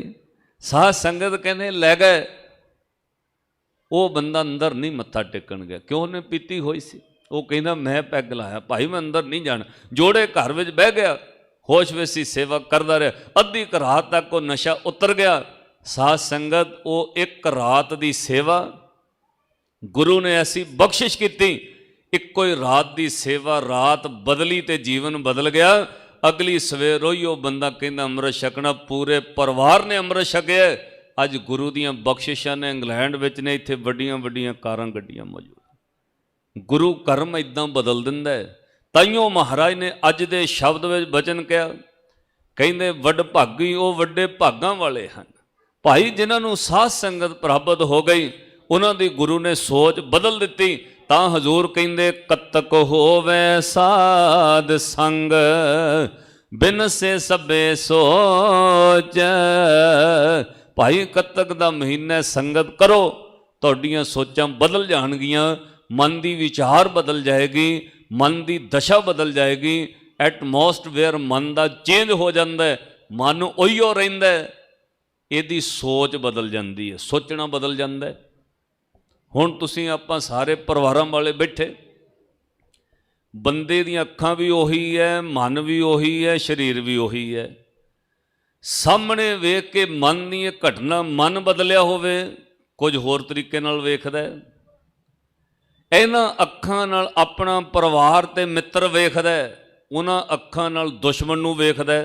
अखां बदल जांदियां ने। अखां तो उहिओ ने, लेंस ते नहीं बदले अखां दे, पर दुश्मन नूं वेखण लई अख होर है, मित्र नूं वेखण लई अख होर है। अख ही हो है। उसे अख नाल अपनी धी भैन बच्ची नूं वेखदा है, उसे अख नाल पर इस्त्री नूं वेखदा है। अख ही हो है, सोच बदल जाती है। पातशाह ने कहा गुरु कोल आउणा शुरू कर, गुरु तेरे अंदर दी सोच बदल देगा। सज्जणा फिर तेरा वेखना बोलना सब कुछ बदल जाएगा, सब कुछ बदल जाएगा। एक कथा विच मैं कई बार एग्जाम्पल दिती, आपां परिवारां वाले जुड़े। ਕਿਸੇ ਬੱਚੇ ਨੂੰ ਬਦਾਮ ਖਿਲਾਓ ਨਾ, ਮਾਵਾਂ ਖਿਲਾਉਂਦੀਆਂ ਨੇ, ਮੇਰਾ ਬੱਚਾ ਤੇਜ਼ ਦਿਮਾਗ ਵਾਲਾ ਹੋਵੇ, ਇਹਨੂੰ ਪੜ੍ਹਾਈ ਜ਼ਿਆਦਾ ਆਵੇ, ਬਦਾਮ ਖਿਲਾਉਣੇ ਚਾਹੀਦੇ ਨੇ। ਬਦਾਮ ਖਿਲਾਉਣ ਨਾਲ, ਕਾਲੀ ਮਿਰਚ ਖਾਣ, ਇਹ ਵੈਦਿਕ ਨੁਕਤੇ ਨੇ, ਤਾਕਤ ਵਾਲੀਆਂ ਚੀਜ਼ਾਂ। ਇਹਦੇ ਨਾਲ ਅੱਖਾਂ ਦੀ ਰੋਸ਼ਨੀ ਵੱਧਦੀ ਹੈ, ਦਿਮਾਗ ਵੱਧਦਾ ਹੈ। ਅਖਰੋਟ ਦੀ ਸ਼ਕਲ ਦਿਮਾਗ ਵਾਲੀ ਬਣੀ ਹੋਈ ਹੈ, ਅਖਰੋਟ ਖਿਲਾਓ, ਦਿਮਾਗ ਵੱਧਦਾ। ਪਰ ਇੱਕ ਖਤਰਾ ਹੈ, ਉਹਦੀ ਮਿਕਦਾਰ ਵਧਾ ਦਿਓ, ਜ਼ਿਆਦਾ ਖਿਲਾ ਦਿਓ ਤਾਂ ਗਰਮੀ ਪੈਦਾ ਹੋ ਸਕਦੀ ਮਿਹਦੇ ਵਿੱਚ, ਲੀਵਰ ਖਰਾਬ ਹੋ ਸਕਦਾ, ਕਿਉਂਕਿ ਉਹਦੀ ਤਾਸੀਰ ਬੜੀ ਗਰਮ ਹੈ। ਇਸ ਲਈ ਕਿਸੇ ਬੱਚੇ ਨੂੰ 10-15 ਗਿਰੀਆਂ ਖਿਲਾਉਣ ਲੱਗ ਜਾਓ, ਉਹਦਾ ਮਿਹਦਾ ਖਰਾਬ ਹੋ ਜਾਣਾ, ਲੀਵਰ ਡਿਫੈਕਟਡ ਹੋ ਸਕਦਾ। ਤਾਂ ਫਿਰ ਸਿਆਣੀਆਂ ਮਾਈਆਂ ਕੀ ਕਰਦੀਆਂ, ਉਹ ਬਦਾਮ ਤੇ ਅਖਰੋਟ ਲੈ ਕੇ ਸਿਆਣੀਆਂ ਮਾਈਆਂ ਪਾਣੀ ਵਿੱਚ ਭਿਉਂ ਦਿੰਦੀਆਂ ਨੇ। ਸਾਰੀ ਰਾਤ 2-4 ਘੰਟੇ 6 ਘੰਟੇ ਪਾਣੀ ਵਿੱਚ ਉਹ ਬਦਾਮ ਦੀਆਂ ਗਿਰੀਆਂ, ਅਖਰੋਟ ਭਿੱਜ ਗਏ। ਸਵੇਰੇ ਛਿੱਲੜ ਲਾ ਕੇ ਬੱਚਿਆਂ ਨੂੰ ਖਿਲਾ ਦਿਓ, ਦਿਮਾਗ ਦੀ ਤਾਕਤ ਵੀ ਵੱਧਦੀ ਹੈ, ਦਿਮਾਗ ਦੀ ਸ਼ਕਤੀ ਵੀ ਵੱਧਦੀ ਹੈ, ਤੇ ਸਾਧ ਸੰਗਤ ਉਹਦੀ ਤਸੀਰ ਬਦਲ ਜਾਂਦੀ ਹੈ, ਮਿਹਦੇ 'ਚ ਗਰਮੀ ਨਹੀਂ ਪੈਦਾ ਕਰਦੇ। ਤੁਹਾਨੂੰ ਪਤਾ ਹੈ ਸਾਰਿਆਂ ਨੂੰ, ਲੀਵਰ ਖਰਾਬ ਨਹੀਂ ਹੁੰਦਾ, ਮਿਹਦੇ ਵਿੱਚ ਗਰਮੀ ਪੈਦਾ ਨਹੀਂ ਕਰੇਗਾ। ਕਿਉਂ? ਪਾਣੀ ਵਿੱਚ ਭਿਉਂ ਦਿੱਤਾ, ਤਸੀਰ ਬਦਲ ਗਈ। ਜੇ ਬਦਾਮ ਤੇ ਕਾਜੂ, ਸਾਧ ਸੰਗਤ ਪਾਣੀ ਵਿੱਚ ਬਦਾਮ ਅਖਰੋਟ ਭੇਤਿਆਂ, ਤਸੀਰ ਬਦਲ ਜਾਂਦੀ ਹੈ। ਉਹ ਸਿੱਖਾ ਰੋਜ਼ ਇੱਕ ਜਪਜੀ ਸਾਹਿਬ ਦੀ ਬਾਣੀ ਪੜ੍ਹ ਲਿਆ ਕਰ, ਤੇਰੇ ਮਨ ਦੀ ਤਸੀਰ ਬਦਲ ਜਾਏਗੀ। ਮਨ ਉਹੀਓ ਹੈ, ਇਹਨੇ ਸੋਚਣ ਹੋਰ ਤਰ੍ਹਾਂ ਲੱਗ ਪੈਣਾ। ਮਨ ਉਹੀ ਹੈ, ਘਰ ਲਈ, ਬੱਚਿਆਂ ਧੀਆਂ ਪੁੱਤਾਂ ਲਈ ਵਿਚਾਰ ਹੋਰ ਹੈ, ਦੂਜਿਆਂ ਲਈ ਹੋਰ ਹੈ। ਜਦੋਂ ਮਨ ਦੀ ਤਸੀਰ ਬਦਲ ਗਈ, ਤੇਰੀ ਵਿਚਾਰ ਬਦਲ ਜਾਏਗੀ। ਮਨ ਦੀ ਤਸੀਰ ਬਦਲਦਿਆਂ ਤੇਰੀ ਤਕਦੀਰ ਬਦਲ ਜਾਏਗੀ। ਫਿਰ ਪਾਤਸ਼ਾਹ ਕਹਿੰਦੇ, ਵੱਡ ਭਾਗੀ ਹਰ ਸੰਗਤ ਪਾਵੇ, ਭਾਗਹੀਣ ਭ੍ਰਮ ਚੋਟਾਂ ਖਾਵੇ। ਭਾਈ ਵੱਡੇ ਭਾਗਾਂ ਵਾਲੇ ਦੇ ਭਾਗ ਬਦਲ ਗਏ, ਉਹ ਹੁਣ ਭਾਗਹੀਣ ਨਹੀਂ ਰਿਹਾ। ਉਹਨੂੰ ਕੱਤਕ ਦੀ ਸਾਧ ਸੰਗਤ ਮਿਲ ਗਈ ਤੇ ਸੋਚ ਤਬਦੀਲ ਹੋ ਗਈ। ਕੱਤਕ ਹੋਵੇ ਸਾਧ ਸੰਗ, ਬਿਨ ਸਹਿ ਸਭੇ ਸੋਚ। ਉਹਦੇ ਅੰਦਰ ਦੀ ਸੋਚ ਤਬਦੀਲ ਹੋ ਗਈ, ਉਹਦੇ ਉੱਤੇ ਹੁਣ ਗੁਰੂ ਦੀ ਕਿਰਪਾ ਵਰਤਣ ਲੱਗ ਪੈਗੀ। ਫਿਰ ਉਹ ਉੱਠਦਿਆਂ, ਬਹਿੰਦਿਆਂ, ਤੁਰਦਿਆਂ, ਫਿਰਦਿਆਂ ਵਾਹਿਗੁਰੂ ਵੀ ਜਪਦਾ, ਆਪਣੇ ਕਰਮਾਂ ਤੇ ਧਿਆਨ ਰੱਖਦਾ। ਮੈਂ ਗਲਤ ਨਹੀਂ ਕਰਨਾ, ਐਸਾ ਕੰਮ ਨਹੀਂ ਕਰਨਾ ਜਿਹਦੇ ਕਰਕੇ ਪਛਤਾਉਣਾ ਪਏ। ਉਹਨੂੰ ਫਿਰ ਗੁਰੂ ਦਾ ਭੈ, ਡਰ ਮਨ ਦੇ ਅੰਦਰ ਰਹਿਣ ਲੱਗ ਪੈਂਦਾ। ਭੈ ਬਿਨ ਭਗਤ ਨਾ ਹੋਵੇ, ਹਰ ਨਾਮ ਨਾ ਲੱਗੇ ਪਿਆਰ। ਤੇ ਸਾਧ ਸੰਗਤ, ਡਰ ਤੋਂ ਬਗੈਰ ਭਗਤੀ ਨਹੀਂ ਹੈ। ਬੰਦਾ ਪਾਪ ਕਦੋਂ ਕਰਦਾ? ਜਦੋਂ ਮਨ 'ਚ ਡਰ ਹੀ ਨਹੀਂ, ਮੈਨੂੰ ਕਿਹੜਾ ਕੋਈ ਦੇਖਦਾ, ਮੇਰਾ ਕੋਈ ਕੀ ਵਿਗਾੜ ਲਏਗਾ।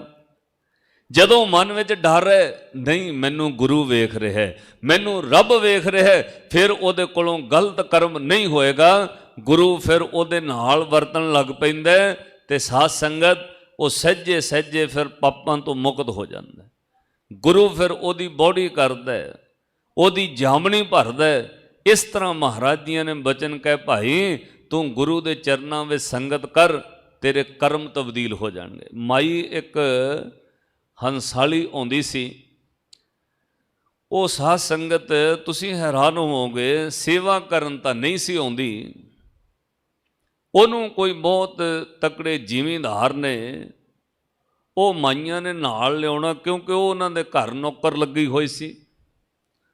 ਤਾਂ ਬਹੁਤ ਗਰੀਬ ਘਰੋਂ ਉਹਨੇ ਉਹਨਾਂ ਦੇ ਭਾਂਡੇ ਬਰਤਨ ਮਾਂਜਣੇ, ਘਰ ਵਿੱਚ ਝਾੜੂ ਪੋਚਾ ਕਰਨਾ, ਕੱਪੜੇ ਧੋਣੇ। ਤਾਂ ਫਿਰ ਉਹ ਸਰਦਾਰਨੀਆਂ ਨੇ ਉਹ ਨੌਕਰਾਣੀ ਨੂੰ ਨਾਲ ਲੈ ਆਣਾ, ਕਹਿਣਾ ਐਤਵਾਰ ਅਸੀਂ ਹੰਸਾਲੀ ਜਾਈਦਾ, ਭਜਨੋਂ ਤੂੰ ਵੀ ਨਾਲ ਚੱਲਿਆ ਕਰ। ਉਹ ਉਹਨਾਂ ਦੇ ਬੈਗ ਵਿਚਾਰੀ ਚੁੱਕ ਲੈਂਦੀ ਸੀ, ਪਰਸ ਫੜ ਲੈਣਾ। ਜਦੋਂ ਉੱਥੋਂ ਸਮਾਪਤੀ ਕਰਕੇ ਆਉਣੀ ਤਾਂ ਝੋਲਾ ਉਹਦੇ ਕੋਲ ਫੜਾ ਦੇਣਾ ਪ੍ਰਸ਼ਾਦਿਆਂ ਵਾਲਾ। ਇੱਦਾਂ ਸਾਧ ਸੰਗਤ ਤੋਂ ਨੌਕਰਾਣੀ ਵਿਚਾਰੀ ਕਈ ਸਾਲਾਂ ਤੋਂ ਆ ਰਹੀ ਸੀ, ਆਪਣੀਆਂ ਸਰਦਾਰਨੀਆਂ ਦੇ ਨਾਲ ਉਹਨੇ ਕਈ ਸਾਲਾਂ ਤੋਂ ਆਉਣਾ। ਉਹਨਾਂ ਦੇ ਪਰਸ ਬੈਗ ਚੁੱਕ ਲੈਣੇ, ਰੋਟੀਆਂ ਵਾਲੇ, ਖੀਰ ਵਾਲੇ, ਉਹ ਡੋਲੂ ਪਕੜ ਲੈਣੇ ਦੁੱਧ ਵਾਲੇ, ਉਹ ਨੌਕਰ ਜੋ ਰੱਖੀ ਹੋਈ ਸੀ। ਕਈਆਂ ਸਾਲਾਂ ਬਾਅਦ ਉਹਦੀ ਤਕਦੀਰ ਬਦਲ ਗਈ। ਰੋਜ਼ ਸੰਗਤ ਵਿੱਚ ਆਉਣ ਨਾਲ ਆਉਂਦੀ ਇਸੇ ਲਈ ਸੀ, ਸਰਦਾਰਾਂ ਦੇ ਘਰੋਂ ਮੈਨੂੰ ਚੰਗਾ ਖਾਣ ਨੂੰ ਮਿਲ ਜਾਂਦਾ, ਪੁਰਾਣੇ ਸੂਟ ਸਰਦਾਰਨੀਆਂ ਮੈਨੂੰ ਪਹਿਨਣ ਨੂੰ ਦੇ ਦਿੰਦੀਆਂ ਨੇ, ਮੇਰੇ ਬੱਚੇ ਧੀਆਂ ਨੋਹਾਂ ਉਹ ਪਾ ਲੈਂਦੀ, ਨਾਲੇ ਪੈਸੇ ਮਿਲ ਜਾਂਦੇ ਨੇ। ਆਉਂਦੀ ਤਾਂ ਵਿਚਾਰੀ ਇਸ ਕਰਕੇ ਸੀ, ਪਰ ਆਉਂਦੀ ਤਾਂ ਗੁਰੂ ਦੇ ਦਰ ਤੇ ਸੀ ਨਾ। ਭਾਂਡੇ ਤਾਂ ਸੰਗਤ ਦੇ ਮਾਂਜ ਰਹੀ ਸੀ। ਐਤਵਾਰ ਦੀ ਐਤਵਾਰ ਬਰਤਨ ਸੰਗਤ ਦੇ ਮੰਜਣੇ, ਸੇਵਾ ਕਰਨੀ। ਤੇ ਸਾਧ ਸੰਗਤ ਜਿਹੜੀਆਂ ਉਹ ਅਮੀਰ ਮਾਈਆਂ ਆਉਣੀਆਂ ਸੀ, ਉਹਨੀ ਦਾਲ ਵਾਲੇ ਬਰਤਨ ਕਿੱਥੋਂ ਮਾਂਜਣੇ, ਸੂਟਾਂ ਤੇ ਪੈ ਜਾਣਗੇ। ਤੇ ਜਿਹੜੀ ਹੁਣ ਹੈ ਵਿਚਾਰੀ ਗਰੀਬ, ਉਹਦਾ ਕੰਮ ਹੀ ਭਾਂਡੇ ਮਾਂਜਣੇ, ਉਹਨੇ ਬੜਾ ਚਿੱਤ ਲਾ ਕੇ ਸੇਵਾ ਕਰਨੀ। 5-6 ਸਾਲ ਉਹ ਸਰਦਾਰਾਂ ਦੇ ਨਾਲ, ਸਰਦਾਰਨੀਆਂ ਨਾਲ ਆਉਂਦੀ ਰਹੀ। ਤਕਦੀਰ ਬਦਲ ਗਈ। ਅੱਜ ਜਦੋਂ ਉਹ ਮਾਈ ਬਰਤਨ ਮਾਂਜ ਕੇ ਸਮਾਪਤੀ ਹੋਈ ਦੀਵਾਨ ਦੀ, ਚੱਲਣੀ ਸੀ, ਤੇ ਉਧਰੋਂ ਮਹਾਂਪੁਰਸ਼ ਆ ਗਏ। ਉਹਦੇ ਮਨ 'ਚ ਵੀ ਫੁਰਨਾ ਆ ਗਿਆ। ਕਹਿੰਦੀ ਜੇ ਐਡੇ ਐਡੇ ਮੇਰੇ ਸਰਦਾਰ ਇਹਨਾਂ ਦੇ ਚਰਨਾਂ ਝੁਕਦੇ ਨੇ, ਮੈਂ ਆਪਣੇ ਸਰਦਾਰਾਂ ਦੇ ਘਰ ਸੇਵਾ ਕਰਨੀ ਹੈ, ਬਰਤਨ ਮਾਂਜਦੀ ਹੈ, ਕੱਪੜੇ ਧੋਣੀ ਹੈ, ਮੈਨੂੰ ਪੈਸੇ ਮਿਲਦੇ ਨੇ, ਪੁਰਾਣੇ ਕੱਪੜੇ ਸਰਦਾਰਨੀਆਂ ਪਹਿਨਣ ਨੂੰ ਦੇ ਦਿੰਦੀਆਂ ਨੇ, ਤੇ ਮੇਰੇ ਸਰਦਾਰ ਸਰਦਾਰਨੀਆਂ ਇਹਨਾਂ ਮਹਾਂਪੁਰਸ਼ਾਂ ਕੋਲ ਸੇਵਾ ਕਰਦੇ ਹੋਵੇ ਨਾ, ਮੈਂ ਵੀ ਇਹਨਾਂ ਕੋਲ ਅਰਦਾਸ ਕਰਕੇ ਵੇਖਾਂ। ਹੱਥ ਜੋੜ ਕੇ ਉਹ ਵੀ ਅੱਗੇ ਹੋ ਗਈ। ਤਾਂ ਉਹ ਮਹਾਂਪੁਰਸ਼ ਕਹਿੰਦੇ ਹਾਂ ਬੀਬਾ ਤੂੰ ਦੱਸ। ਕਹਿੰਦੇ ਬੀਬੀ ਤੂੰ ਦੱਸ। ਕਹਿੰਦੀ ਜੀ ਘਰ 'ਚ ਗਰੀਬੀ ਬਹੁਤ ਹੈ, ਘਰ 'ਚ ਗਰੀਬੀ ਬਹੁਤ ਹੈ। ਸਾਰੀ ਉਮਰ ਭਾਂਡੇ ਮਾਂਜਦਿਆਂ ਲੰਘ ਗਈ ਹੈ, ਸਾਰੀ ਉਮਰ ਕੱਪੜੇ ਧੋਂਦਿਆਂ ਲੰਘ ਗਈ ਹੈ, ਘਰ ਵਿੱਚ ਗਰੀਬੀ ਬਹੁਤ ਹੈ। ਸਾਡੇ ਤਾਂ ਘਰ ਗਲੀ ਵੱਲ ਦੇ ਪਾਸੇ ਕੋਈ ਚੀਜ਼ਾਂ ਵੇਚਣ ਵਾਲਾ ਭਾਈ ਵੀ ਨਹੀਂ ਆਉਂਦਾ। ਕਹਿੰਦੀ ਕਿਹੜਾ ਲੈਣਾ, ਇਹ ਤਾਂ ਲੋਕਾਂ ਦੇ ਪੁਰਾਣੇ ਹੀ ਪਾਉਂਦੇ ਨੇ। ਕਹਿੰਦੀ ਜੀ ਧੌਲੇ ਆ ਗਏ, ਮੈਂ ਜਿਨ੍ਹਾਂ ਦੇ ਘਰ ਕੰਮ ਕਰਦੀ ਉਹਨਾਂ ਦੇ ਸੂਟ ਹੰਡਾਉਂਦਿਆਂ ਬੁੱਢੀ ਹੋ ਗਈ ਐ, ਕਦੇ ਆਪ ਖਰੀਦ ਕੇ ਹੀ ਨਹੀਂ ਵੇਖਿਆ, ਨਾਲੇ ਰੋ ਪਈ।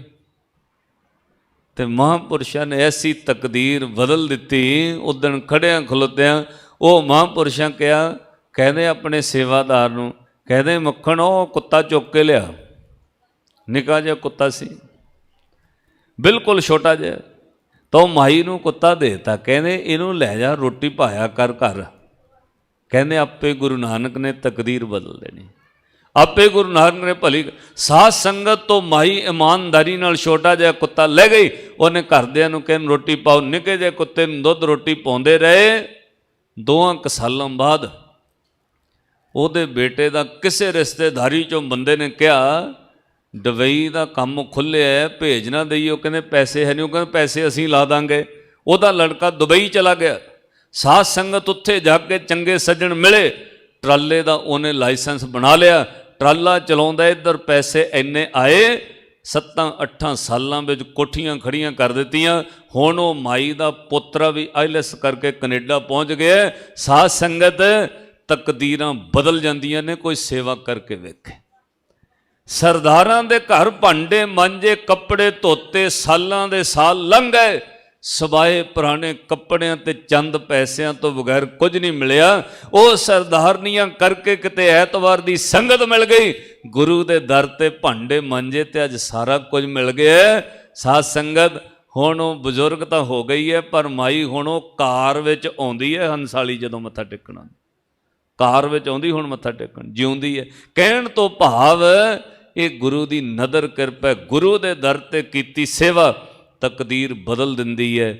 ਇਸ ਲਈ ਸਤਿਗੁਰ ਦੇ ਚਰਨਾਂ 'ਚ ਸੇਵਾ ਕਰੋ। ਇਹ ਜੀਵਨ ਜਨਮ ਲਿਖੇ ਵਿੱਚ ਲੱਗੇ। ਉਂਝ ਇਹ ਸਾਰੇ ਪਰਿਵਾਰ ਸਨਮਾਨਯੋਗ ਨੇ, ਕਿਉਂਕਿ ਜਿੱਥੇ ਸਾਧ ਸੰਗਤ ਅਸਥਾਨ ਹੋਵੇ, ਕਾਰ ਸੇਵਾ ਚੱਲਦੀ ਹੈ, ਉੱਥੇ ਸਾਡੇ ਭਾਗ ਬਦਲ ਜਾਂਦੇ। ਅਸੀਂ ਜਾ ਕੇ ਤੇ ਨਹੀਂ ਕਰ ਸਕਦੇ, ਸਾਡੇ ਘਰਾਂ ਵਿੱਚੋਂ ਸੇਵਾ ਉਗਰਾ ਕੇ ਹੋ ਜਾਂਦੀ ਹੈ। ਸੇਵਾ ਕਰੋ, ਨਾਲ ਦੀ ਨਾਲ ਹੱਥੀਂ ਵੀ ਸੇਵਾ ਜ਼ਰੂਰ ਕਰੋ। ਜਦੋਂ ਹੁਣ ਆਏ ਆ, ਭੋਜਨ ਪ੍ਰਸ਼ਾਦਾ ਛਕ ਕੇ ਪਰਵਾਹ ਨਹੀਂ ਕਰਨੀ ਵੀ ਐਵੇਂ ਸੂਟਾਂ 'ਤੇ ਛਿੱਟੇ ਨਾ ਪੈ ਜਾਣ, ਐ ਨਹੀਂ ਵੇਖਣਾ। ਬਰਤਨ ਮਾਂਜੋ, ਸੇਵਾ ਕਰੋ। ਸਾਧ ਸੰਗਤ ਇਹ ਖਿਆਲ ਰੱਖੋ, ਆਪਾਂ ਵਿਆਹ 'ਤੇ ਥੋੜ੍ਹੀ, ਆਪਾਂ ਗੁਰੂ ਦੇ ਦਰ 'ਤੇ ਆਏ ਜਿੱਥੋਂ ਸਭ ਕੁਝ ਮਿਲਣਾ। ਚਿੱਤ ਲਾ ਕੇ ਸੇਵਾ ਕਰੋ, ਰੱਬ ਦਾ ਸ਼ੁਕਰਾਨਾ ਕਰਿਓ। ਜਿਹੜੇ ਦਾਤੇ ਨੇ ਐਡੀਆਂ ਐਡੀਆਂ ਸਰਦਾਰੀਆਂ ਦਿੱਤੀਆਂ, ਉਸ ਦਾਤੇ ਦਾ ਸ਼ੁਕਰਾਨਾ ਜ਼ਰੂਰ ਕਰੋ। ਸੇਵਾ ਕਰੋ ਵੱਧ ਤੋਂ ਵੱਧ। ਸਮੂਹ ਪੁਲਿਸ ਮੁਲਾਜ਼ਮਾਂ ਦਾ, ਭਾਈ ਰਾਜਦੀਪ ਸਿੰਘ ਦਾ ਧੰਨਵਾਦ ਹੈ, ਇਹਨਾਂ ਨੇ ਅੱਜ ਦੀ ਸੰਗਰਾਂਦ ਦੀ ਸੇਵਾ ਲਈ ਹੈ। ਔਰ ਸਤਿਗੁਰ ਦੀ ਬਖਸ਼ਿਸ਼ ਹੈ। ਮੈਨੂੰ ਪਤਾ ਹੈ ਸਾਧ ਸੰਗਤ ਜਿੱਥੇ ਬਾਬਾ ਜੀ ਪਹਿਲਾਂ ਸੇਵਾ ਨਿਭਾਉਂਦੇ ਸੀ ਨਾ, ਇਹ ਵੀ ਅਸਥਾਨ ਉਹਨਾਂ ਦਾ ਹਜੂਰ ਸਾਹਿਬ, ਤੇ ਉਹ ਵੀ ਅਸਥਾਨ ਹਜੂਰ ਸਾਹਿਬ ਵਾਲੇ ਮਹਾਂਪੁਰਸ਼ਾਂ ਦਾ। ਉੱਥੋਂ ਵੀ ਸੰਗਤ ਆਈ ਹੈ ਟਿੱਬੇ ਤੋਂ, ਸਤਿਕਾਰਯੋਗ ਸਰਦਾਰ ਚਰਨ ਸਿੰਘ ਜੀ ਉਹਨਾਂ ਦਾ ਪਰਿਵਾਰ ਆਇਆ, ਬੜੀ ਸੇਵਾ ਕਰਦੇ ਨੇ। ਉੱਥੇ ਵੀ ਸੋਮਾ ਸਰ 10ਵੇਂ ਪਾਤਸ਼ਾਹ ਦਾ ਸਥਾਨ ਹੈ। ਉੱਥੇ ਜਦੋਂ ਪਰਿਵਾਰਾਂ ਨੇ ਇੱਦਾਂ ਸੇਵਾ ਲਈ ਨਾ ਇਹਨਾਂ ਦੇ ਹੁੰਦੇ ਤਾਂ ਸਾਧ ਸੰਗਤ ਪਹਿਲਾਂ 2-2 4-4 ਪਰਿਵਾਰਾਂ ਨੇ ਸੇਵਾ ਲੈ ਲਈ ਦੀਵਾਨ ਦੀ, ਪੂਰਨਮਾਸ਼ੀ ਦੀ। ਫਿਰ ਪੂਰੇ ਨਗਰ ਨੇ ਸੇਵਾ ਸਾਂਭ ਲਈ। 12 ਪੂਰਨਮਾਸ਼ੀਆਂ ਤੇ 12 ਪਿੰਡ ਆ ਕੇ ਉੱਥੇ ਹਰ ਪੂਰਨਮਾਸ਼ੀ ਤੇ ਲੰਗਰ ਲੱਗਦੇ ਰਹੇ, ਦੀਵਾਨ ਸਜਦੇ ਰਹੇ। ਉਹਦਾ ਭਾਵ ਇਹ ਸੀ ਵੀ ਆਪਾਂ ਮਹੀਨੇ ਬਾਅਦ ਹੀ ਬਹਾਨੇ ਨਾਲ ਭਾਵੇਂ ਜੁੜੀਏ, ਗੁਰੂ ਦੀ ਕੀਰਤਨ ਕਥਾ ਹੋਵੇ, ਪਰਿਵਾਰ ਆ ਕੇ ਹੱਥੀਂ ਸੇਵਾ ਕਰੇ। ਮੈਨੂੰ ਪਤਾ ਹੈ ਤੁਹਾਨੂੰ ਗੁਰੂ ਨੇ ਬੜਾ ਕੁਝ ਦਿੱਤਾ ਹੈ, ਜ਼ਮੀਨਾਂ ਦੇ ਮਾਲਕ ਬਣਾਇਆ, ਪੈਸਾ ਧਨ ਬਹੁਤ ਹੈ, ਪਰ ਕੱਲਾ ਇਹ ਨਾ ਹੋਵੇ ਆਪਾਂ ਪੈਸੇ ਦੇ ਕੇ ਕਹੀਏ ਮੇਰੀ ਸੇਵਾ ਲਿਖ ਲਓ। ਨਹੀਂ, ਉਹ ਚੰਗੀ ਗੱਲ ਹੈ, ਧਨ ਦੀ ਸੇਵਾ ਬਹੁਤ ਵੱਡੀ ਹੈ, ਪਰ ਉਸ ਤੋਂ ਵੀ ਵੱਡੀ ਸੇਵਾ ਆਪਣੇ ਹੱਥੀਂ ਕਰਨੀ ਹੈ। ਜਿਨ੍ਹਾਂ ਪਰਿਵਾਰਾਂ ਨੇ ਇੰਜ ਸੇਵਾ ਲੈਣੀ ਹੈ ਉਹਨਾਂ ਨੂੰ ਮੇਰੀ ਬੇਨਤੀ ਹੈ ਭਾਈ, ਉਹ ਦਿਨ ਫਿਰ ਛੁੱਟੀ ਕਰਕੇ ਪੂਰਾ ਪਰਿਵਾਰ ਬਰਤਨਾਂ 'ਚ ਖੜਾ ਹੋਵੇ ਸੇਵਾ ਕਰਨ। ਜੇ ਫਿਰ ਲੈਣਾ ਦੁਨੀਆ ਦੀਆਂ ਬੈਂਕਾਂ 'ਚ ਮੈਨੂੰ ਨਹੀਂ ਪਤਾ ਕਿਤੇ ਡਬਲ ਹੁੰਦਾ ਹੋਵੇ ਜਾਂ ਨਾ ਹੋਵੇ, ਇੱਥੇ ਸਭ ਕੁਝ ਡਬਲ ਹੁੰਦਾ। ਇੱਕ ਕਰਮ ਕਰ, ਗੁਰੂ ਤੈਨੂੰ ਚੌਗਣਾ ਸੁੱਖ ਦਿੰਦਾ। ਪਾਤਸ਼ਾਹ ਤਾਈਓ ਕਹਿੰਦੇ ਚੜ੍ਹੇ ਚਬੱਗਣ ਬੰਨ, ਚੌਗਣੇ ਸੁੱਖ ਮਿਲਦੇ ਨੇ। ਇਸ ਲਈ ਲੋਕ ਪਰਲੋਕ ਦੇ ਸੁੱਖ ਆਪਾਂ ਚੰਗੇ ਕਰਮ ਬੀਜਣੇ ਨੇ, ਉਹਦੇ ਵਾਸਤੇ ਹੱਥੀਂ ਸੇਵਾ ਕਰੋ। ਸਮੂਹ ਸੰਗਤਾਂ ਦਾ ਧੰਨਵਾਦ, ਕੋਟਾਂ ਕੋਟ ਸ਼ੁਕਰ ਗੁਰੂ ਗ੍ਰੰਥ ਸਾਹਿਬ ਮਹਾਰਾਜ ਜੀਆਂ ਦਾ। ਆਓ ਆਪਾਂ ਅਰਦਾਸ ਕਰੀਏ, ਫਿਰ ਸਮਾਪਤੀ ਹੈ। ਮਿਲ ਕੇ ਸਾਰਿਆਂ ਨੇ ਇਹ ਗੁਰੂ ਗ੍ਰੰਥ ਸਾਹਿਬ ਮਹਾਰਾਜ ਜੀਆਂ ਨੂੰ ਕਹਿਣਾ, ਪਾਤਸ਼ਾਹ ਜੀ ਕਿਰਤ ਕਰਮ ਕੇ ਵਿਛੜੇ, ਕਰ ਕਿਰਪਾ ਮੇਲੋ ਰਾਮ। ਸਾਰੇ ਕੋ ਪਿਆਰ ਦੇ ਅੰਦਰ ਕਰ ਕਿਰਪਾ ਮਿਲੋ ਰਾਮ, ਕਰ ਕਿਰਪਾ ਮਿਲੋ ਰਾਮ, ਕਰ ਕਿਰਪਾ ਮਿਲੋ, ਕਰ ਕਿਰਪਾ, ਕਰ ਕਿਰਪਾ ਮਿਲੋ ਰਾਮ, ਕਰ ਕਿਰਪਾ ਮਿਲੋ ਰਾਮ, ਕਰ ਕਿਰਪਾ।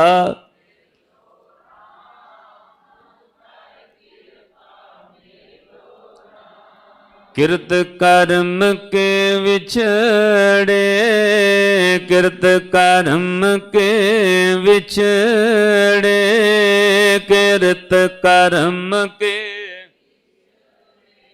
ਉਹਨਾਂ ਨੂੰ ਕਹੋ ਨਾਲ ਸਭ ਉੱਥੋਂ ਪੜ੍ਹ ਦੇਣ। ਕਰ ਕਿਰਪਾ ਮਿਲੋ ਰਾਮ, ਕਰ ਕਿਰਪਾ ਮਿਲੋ ਰਾਮ, ਕਰ ਕਿਰਪਾ ਮਿਲੋ।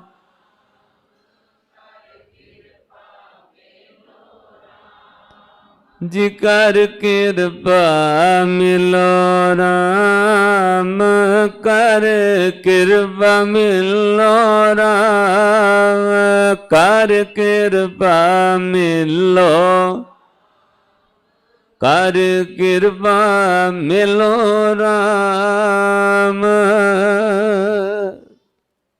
ਸਤਿਗੁਰੂ ਕਿਰਪਾ ਕਰਨ, ਤੁਹਾਡੀ ਸਾਰਿਆਂ ਦੀ ਹਾਜ਼ਰੀ ਦਰਗਾਹੀਂ ਪ੍ਰਵਾਨ ਹੋਵੇ। ਸਮੂਹ ਸੰਗਤਾਂ ਦਾ, ਪ੍ਰਬੰਧਕਾਂ ਦਾ, ਸਤਿਕਾਰਯੋਗ ਬਾਬਾ ਗੁਰਦੇਵ ਸਿੰਘ ਜੀ ਦਾ ਧੰਨਵਾਦ ਹੈ ਜੋ ਆਪ ਸੰਗਤ ਦੇ ਦਰਸ਼ਨ ਕਰਵਾਏ ਹਨ। ਮੇਰੇ